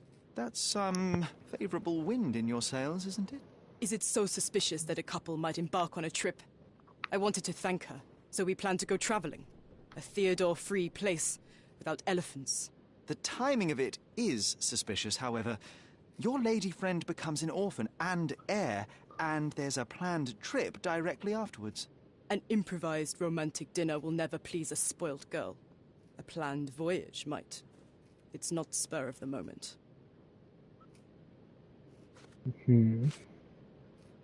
It seems as though Theodore Gilden hung a sword of Damocles over your life and career. Were these only words, or something more serious? Check my forearm.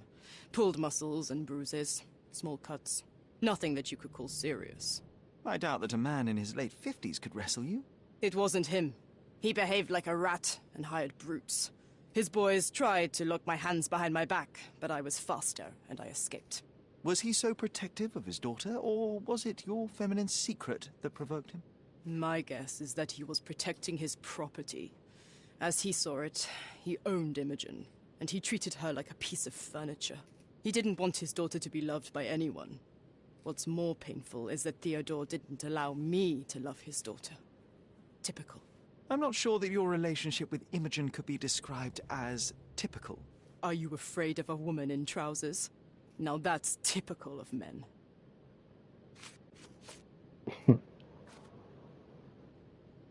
A charming picture. I've heard that champions do often pose with their trophies. Cheeky. It is a lovely trophy, though. I'm sure you will agree. What is it that you like most about her? Her naivety? Her father's money? A somewhat difficult choice. Especially now that her father is out of the equation.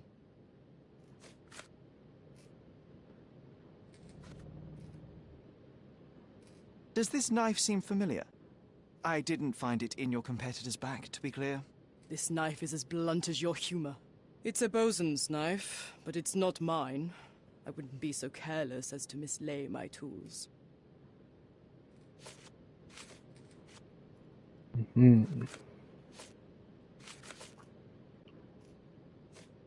she says it's not her knife.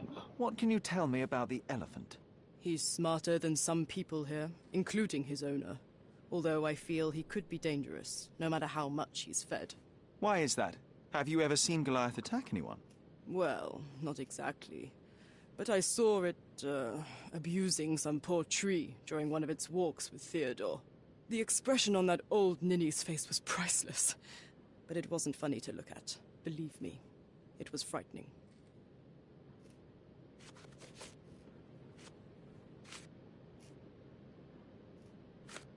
A. Swift. Are you familiar with this name? The gentleman had business with Mr. Gilden. Likely just another strange and wrinkled fellow like old Gilden was.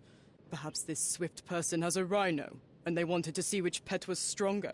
In other words, I don't know who he is, but I bet he's crazy like Theodore. I doubt that court owner has ever boasted a battle arena for that size of mammal. You have an interesting imagination. Man, what else is there? I'm clueless. Their notebook. Arthur's I'm box clueless. of darts.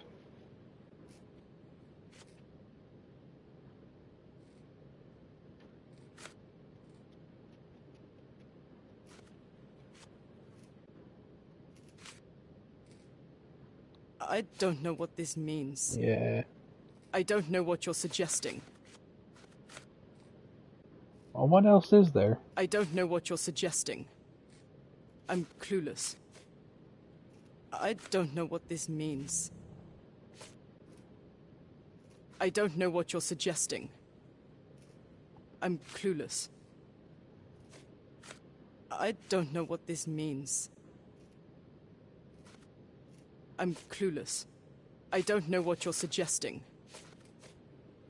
Between yachts, darts, and notes from bandits, I've discovered many fascinating facts about you. But this, an installment of Nabe and Laura's adventures. Why did you sully your library with this? It's a gift from Imogen. I didn't buy it. I might have turned a couple of pages, but nothing more. I swear. I will give you the benefit of the doubt, but your literary taste has put you on my blacklist. Okay. I didn't think it was going to be the book.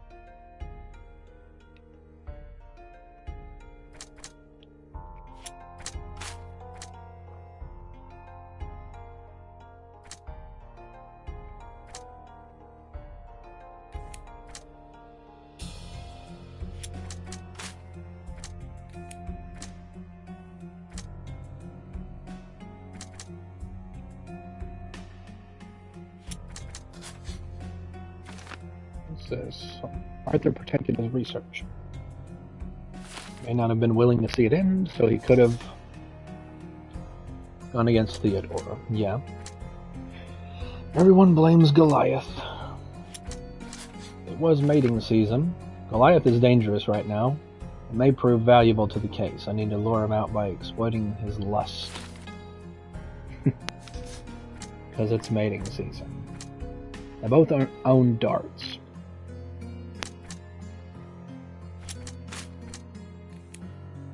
Theodore threatened Paul. Theodore hired goons to attack Paul.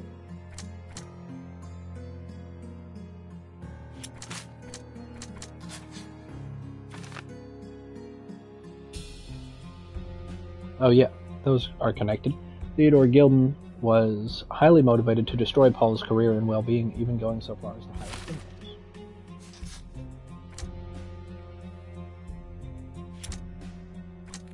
These do not go together. So, in the case book, what do we have?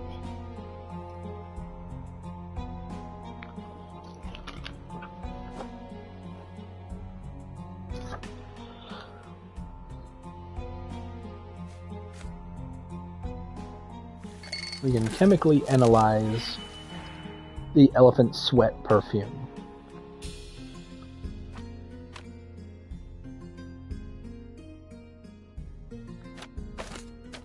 So we'll take this, and this, and this.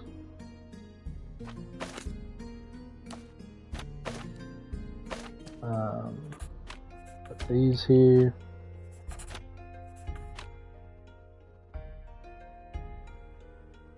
Wait. No, I'm done. Oh, you can just skip the puzzle. How silly.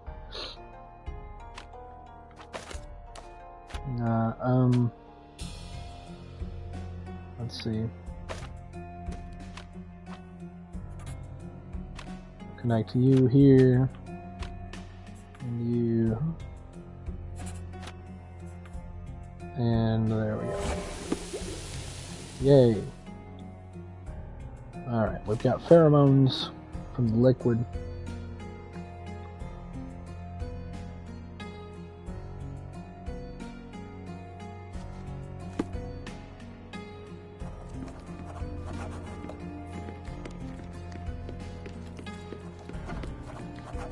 It might fool an elephant.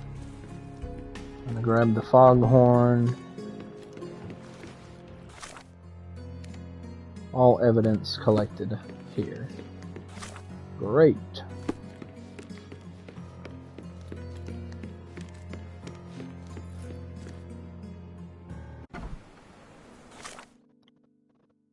So, we were also going to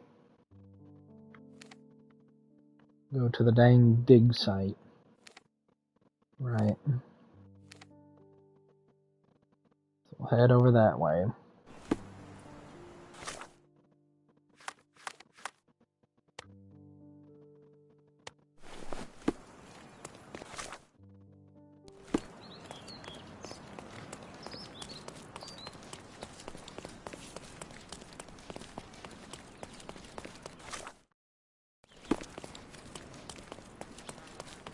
I remember the monument. Cordona's legendary pirate, the Robin Hood of the place. Do you recall it, John? I do. I wonder if... What is that? The Silverhand Monument. Okay. Stop, Lloyd. Well, we're gonna go in here. I wanna grab that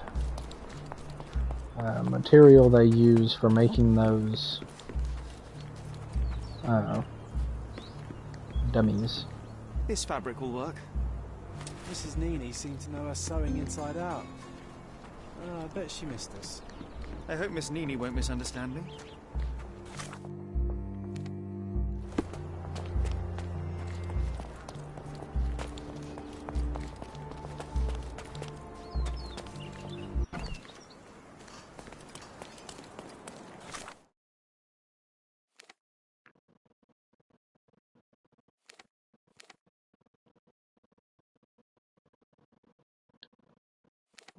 Where was Miss Nini?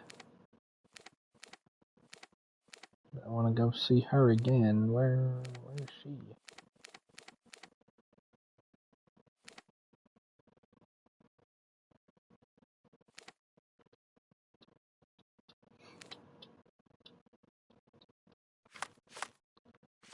Shoot. Where's she at? At the intersection of Knights Road and Trinity Way. Okay. In Scaladio. Knights.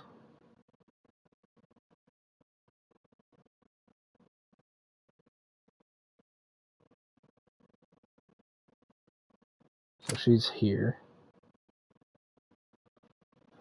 Okay. Yeah, I thought she was pretty close to the police station.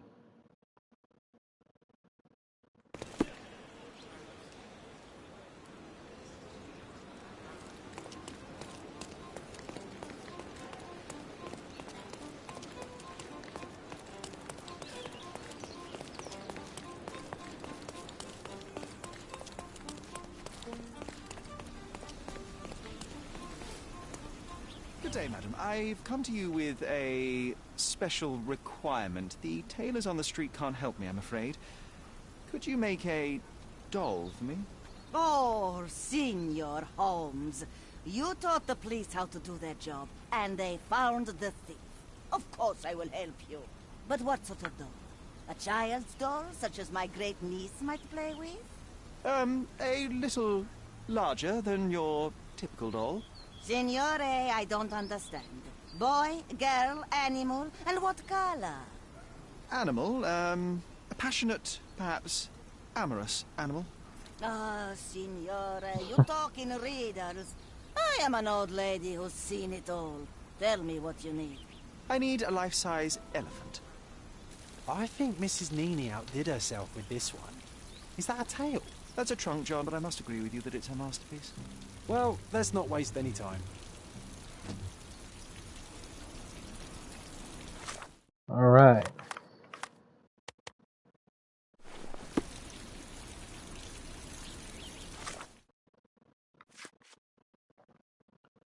Now we have a doll, and we can go back to the House of Ivory. Where was that? Over this way.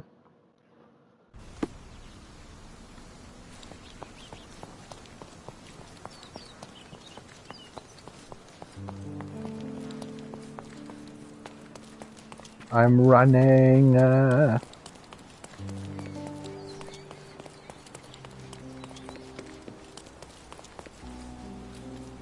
game is on. So, what's the plan? I hope it all doesn't go horribly wrong. We know that the elephant is seeking a female. We can arrange that. A doll with the appropriate scent might do miracles. So you're a marriage broker. Well, I suppose that makes me a groomsman. You forgot about your new friends, Sherlock. Nabe and Laura. You won't reunite the trilogy. Oh, are you enjoying torturing me? Those are your friends, John. I have a case to solve. Well, it's up to you. But I think you'll regret it. Oh, she is a bit breezy, I must say. Well, Goliath is eager for a single female elephant in his area. It should be just enough for his taste. You'll need to trust me. Are we ready? I can't stand the tension. We're ready. Let's call the elephant.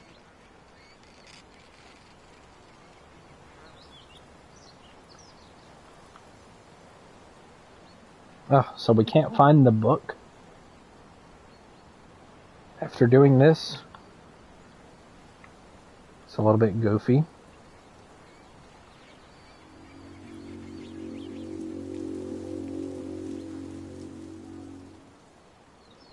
How could anyone resist?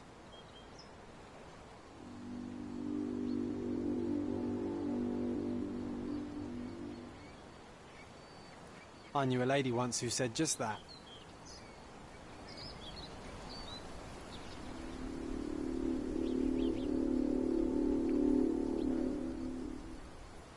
Too bad I'm not an elephant.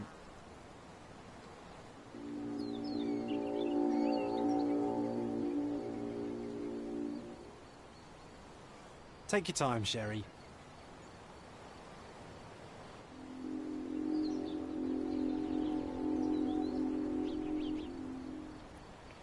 That deserves a slap. And then a kiss. And here's our lovesick friend.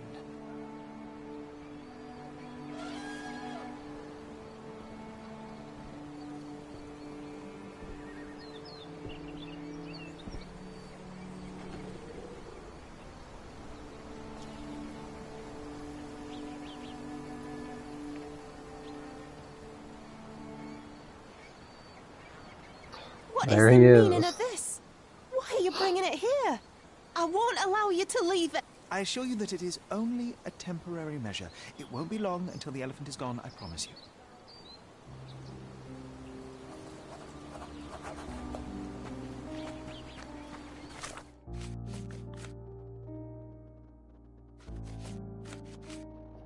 Oh, okay. I guess we can still find the missing book.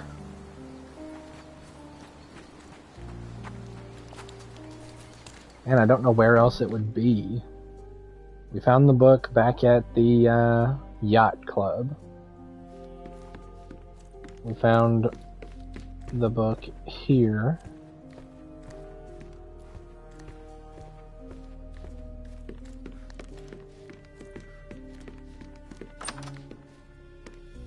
And where else is there going to be one?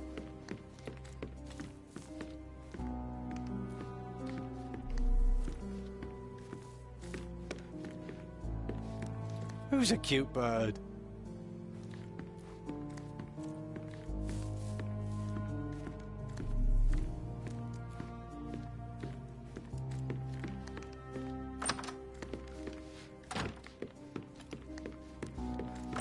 I would have thought maybe in here, but I don't think so.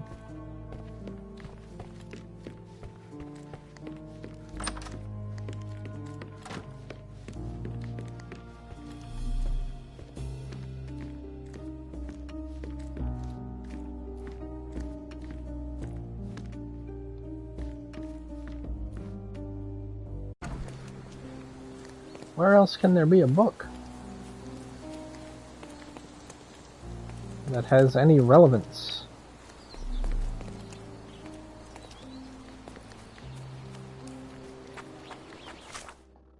We'll go ahead and save here.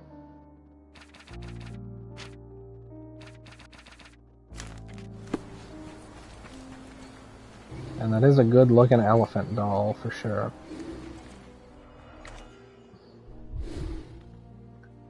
Man, he looks crazy. Got a big cut It injured here. itself while running through the forest. Yeah. Peaceful and compliant, almost a gentleman.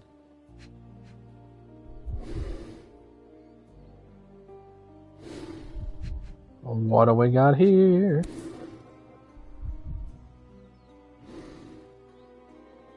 There's something in the needle. A feathered fletching. This might be promising. Alright, so we found a dart, so somebody shot it with a dart for sure.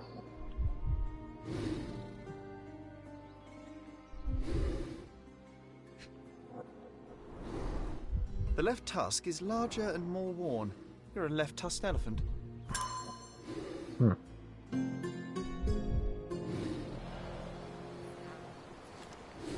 Okay.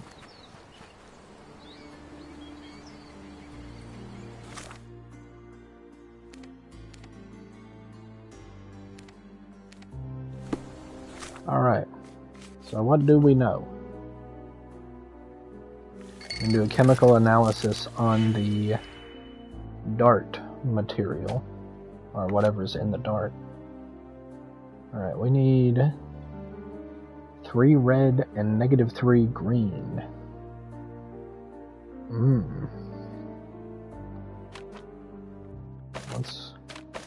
Let's do 3 red.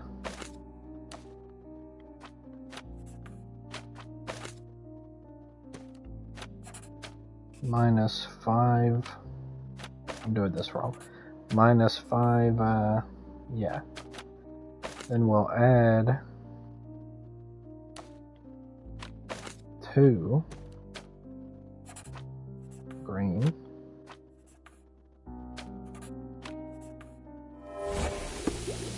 Okay.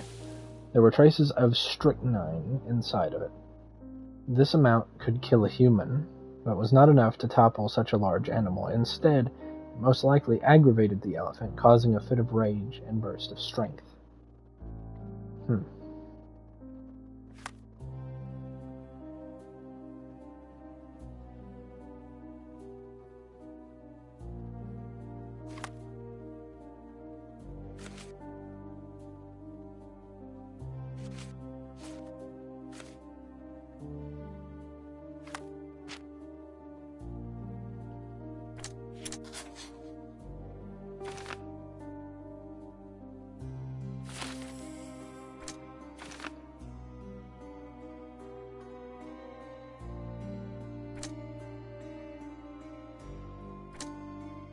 So, unknown party either deliberately shot a poison dart at Goliath to provoke it into attacking Theodore, or shot the dart to try to protect Theodore.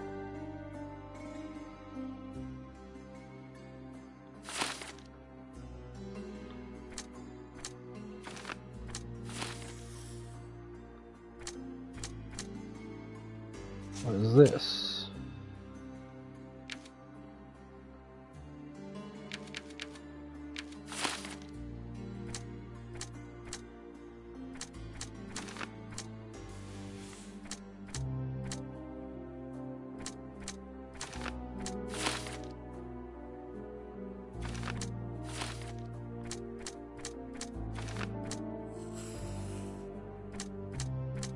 So either way then, Goliath killed Theodore. Now I really don't think either of these guys we've met, I really don't think that either of them would, oh, we've got another wrinkle here. Goliath may have killed Theodore, or he may have been provoked. Oh, okay. I kind of don't think...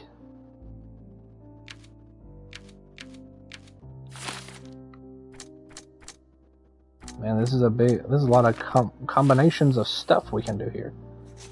Yeah. Dang. Okay, so we can blame Paul or Arthur or just Goliath. Shoo.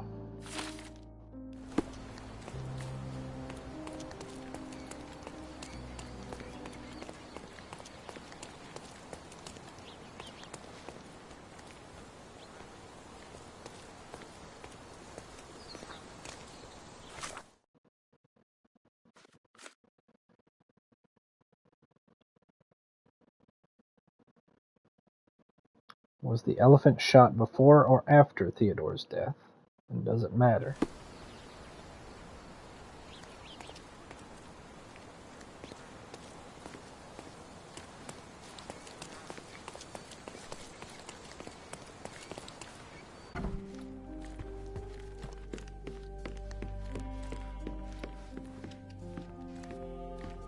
Oh, I bet the third book is at the dig site. Would that be right? Yeah, that's the other relevant place. I've just been forgetting about it. Let me provide you some evidence. I've nothing to say about this. You ain't got nothing to say about the dart. I'm afraid I can't add anything useful. I'm afraid I can't add anything useful. Have you seen what your father sent to Paul? This is despicable. My father was never a gentleman, but this crosses the line. I knew that father wasn't fond of Paul, but this is just awful. If only he could have seen how good Paulie is to me. I've nothing to say about this. Are you aware that Paul smuggles drugs for a dangerous gang? Mr. Holmes, I've already told you. I call him a pirate in play. He's not an actual pirate. He's a champion and a brave gentleman, not a thug. Let us agree to disagree on that. But don't be surprised if one of his clients knocks on your door.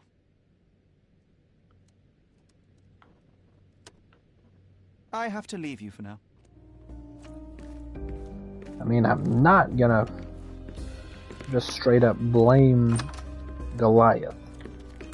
I think if we press the issue, maybe we can figure something out. We'll need to ask Paul and Arthur about the dart, I guess.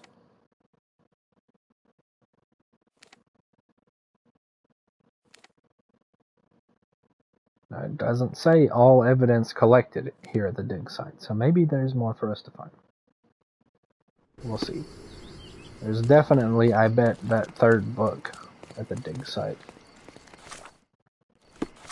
Which is which way? This way.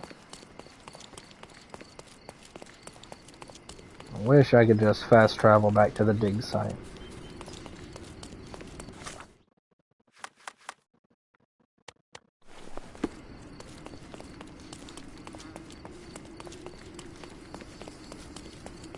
Stop.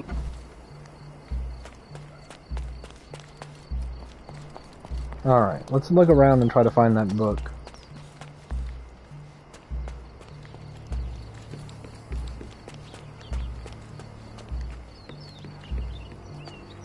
Maybe somebody just has it laying around.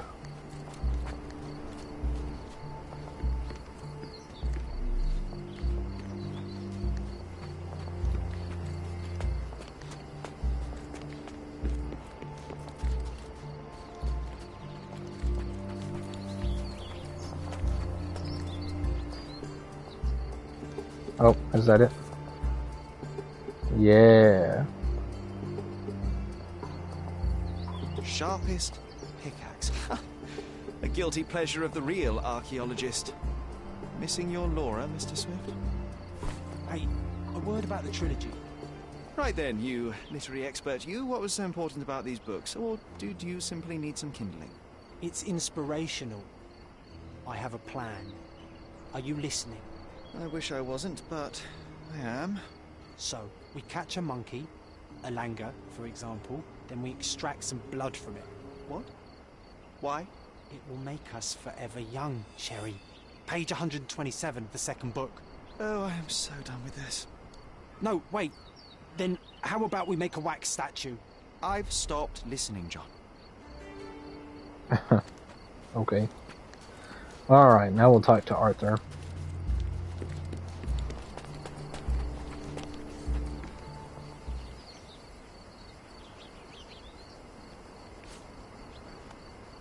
As far as I can tell, you're a man of the academic world, so this book about Nabe and Laura is just an empirical study? What? That nonsense? I prefer to lose my eyesight than read such trash. So, you know nothing about it? I know nothing. I wish I'd never heard of it in the first place. This caricature of science. I hear traces Man. of envy. You're still relatively young that you might find your own Laura. Perhaps I envy Nabe, for I cannot simply blow people up for distracting me. That's all. You happy now? Wonderful. Alright, I'm a busy man. Your partner had a very specific attitude towards the things he treasured. Was this habitual for him? That would have been too much even for him. Don't get me wrong, he had a harsh temper. Like a true businessman, he was ready to burn his competitors to the ground. But threatening someone physically would have been something new even for him, am I correct? Absolutely. Besides, I had never seen him this angry. The fellow who received the letter must have been extremely alarmed. Moving on. and so you're not going to tell me about the dart. Okay. Moving on. Moving on. I'm a busy man. I've nothing to add. Moving on. Moving on. Have you seen this person before? The one beside Imogen Gilden? No, but he's with Imogen, so I suppose that he's a friend of hers. That girl always has her head in the clouds. I could have said Theodore was different, but that wouldn't have been entirely true. Away with the fairies, was he? That's one way of putting it. Either way, I don't know much about Imogen's life or her friends. The type of elite that pretends to be educated. I forgot I left some stones unturned. I have to leave. Well, okay, that's all evidence collected here. Man, I still don't think Arthur did anything.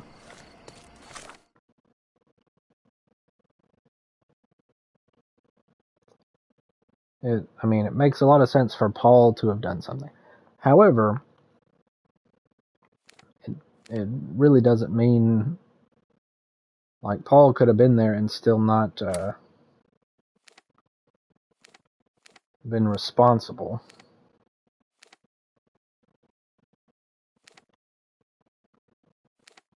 Where's the yacht club?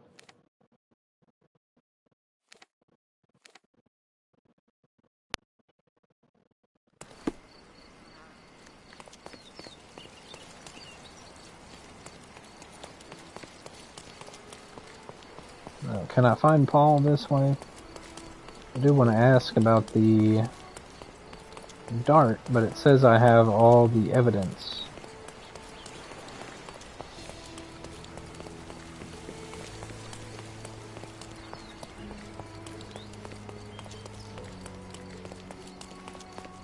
I'm going the wrong way again.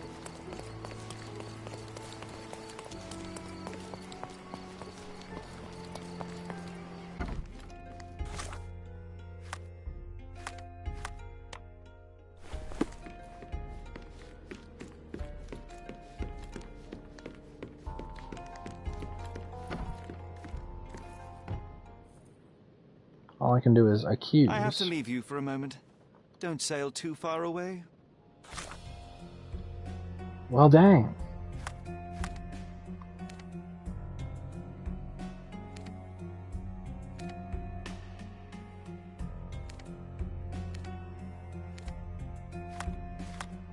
Casebook.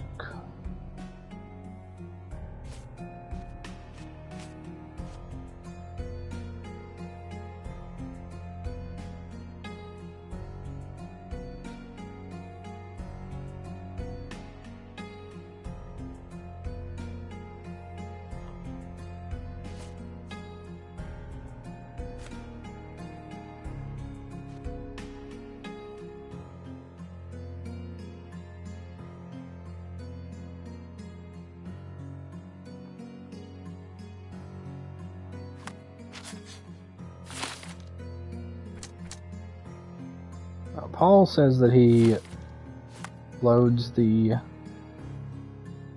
darts with strychnine, which is what was in the dart. That is important. Now this dart, well, the dart says I can still talk to somebody about it, right?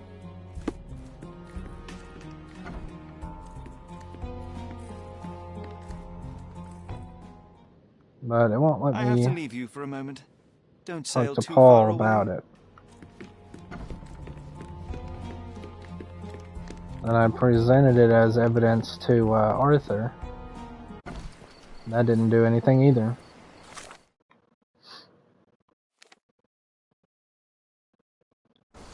So I can try to present it to Imogen, but she might have nothing to say as well.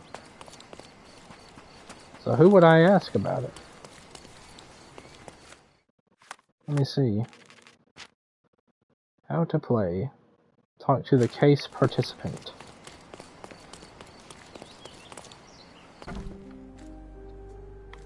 There's gotta be something else I can find out about it.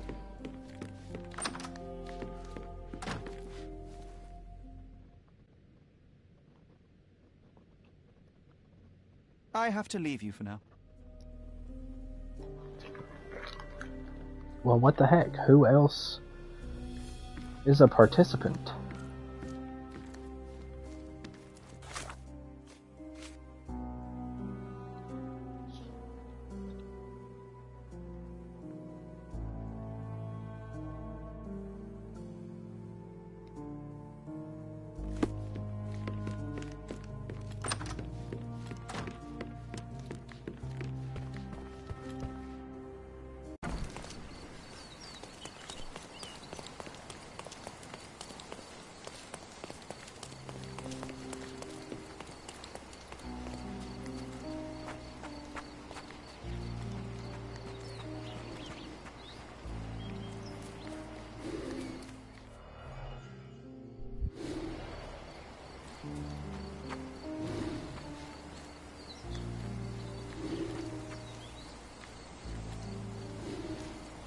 Do I need to... I mean, I guess I could just accuse them and see what they say.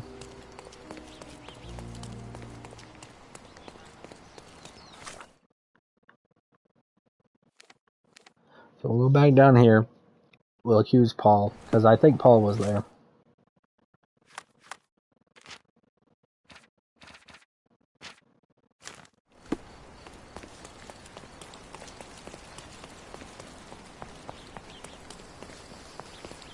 I don't know. I don't think Paul set out to kill Theodore.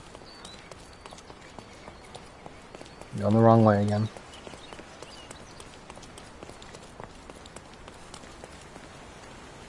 I think it just happened that way, and you know, can't really blame Paul for not being sorry about it.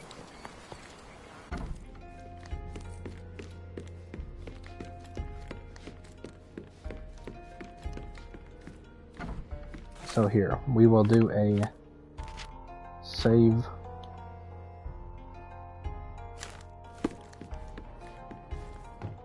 Then we'll accuse Paul. Did it feel good killing Theodore Gilden after the humiliation and threats?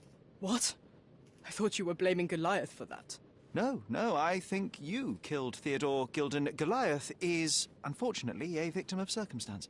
I'm far better than to kill Gilden. Believe me.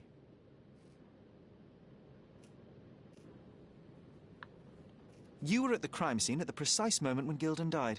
I was not. I was visiting the doctor after the attack on me. Ah, of course, where no one saw you. That's an inconvenience. But in any case, the person who was there met the rage of the elephant. One was struck by the gate with such impact that they were thrown into the shed. The knife fell out. The bruises on your elbow match the contour of the hole in the shed. But I told you where my bruises came from. And I heard you, but you didn't catch my words. A bosun's knife was found there, a very specific tool commonly used in your field. That's only your assumption. I I was never there. I mean, I was, but not when this happened. You see, I managed to capture the elephant. Goliath had a dart stuck in his hide, similar to the ones that you use to kill rodents. My guess is that you used Goliath. A dart can kill a mouse or human, but for an elephant, it's not enough. Strychnine is a powerful stimulant and convulsant. Once the drug was in the bloodstream, Goliath became extremely agitated and so blinded by the flow of energy that he killed his owner. And my dart is responsible for that. I'd rather use my hands. Yes, there would have been fewer variables, but after the attack on you, your condition didn't allow for a direct confrontation. So, you used what you had. That's not what happened. Anyone might have the same set of darts as I do. They're not expensive. But not everyone knew Theodore and had access to his property. I can understand why you killed Mr. Gilden. He saw you with his daughter. He checked up on you, yachtsman, smuggler, and a woman. He went so far as to hire some thugs to attack you. Theodore knew your weakness, your career. He forced you into a corner. You're a survivor. You were prepared for the worst, but Theodore surpassed even your worst-case scenario. So you responded accordingly. I've earned everything myself. Every victory, every trophy, every mangir. I achieved all of it without murder. I don't need to kill in order to win. And you weren't afraid that he would reveal your secret to the owner of the yacht club or your competitors? I can control my fear. Trust me, I wouldn't have become a professional athlete otherwise.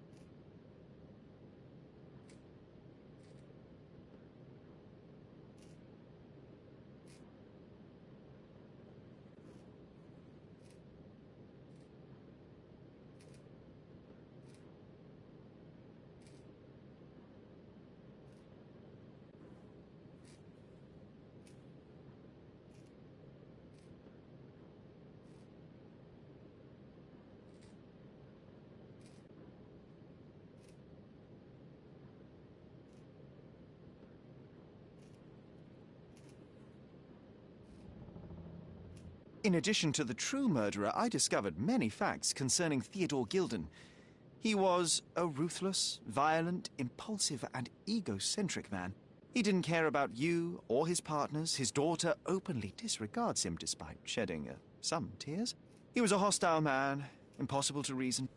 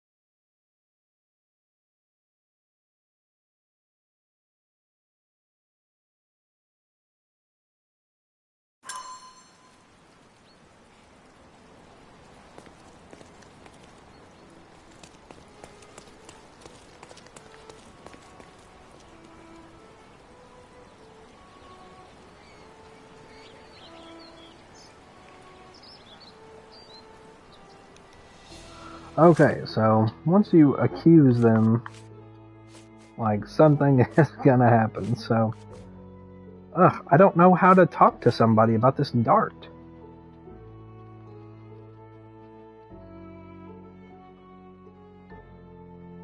I don't know,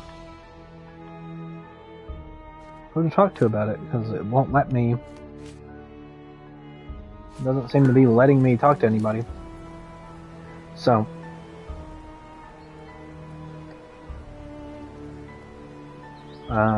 we will leave that for next time. So now we have not accused anybody. We've reloaded the save.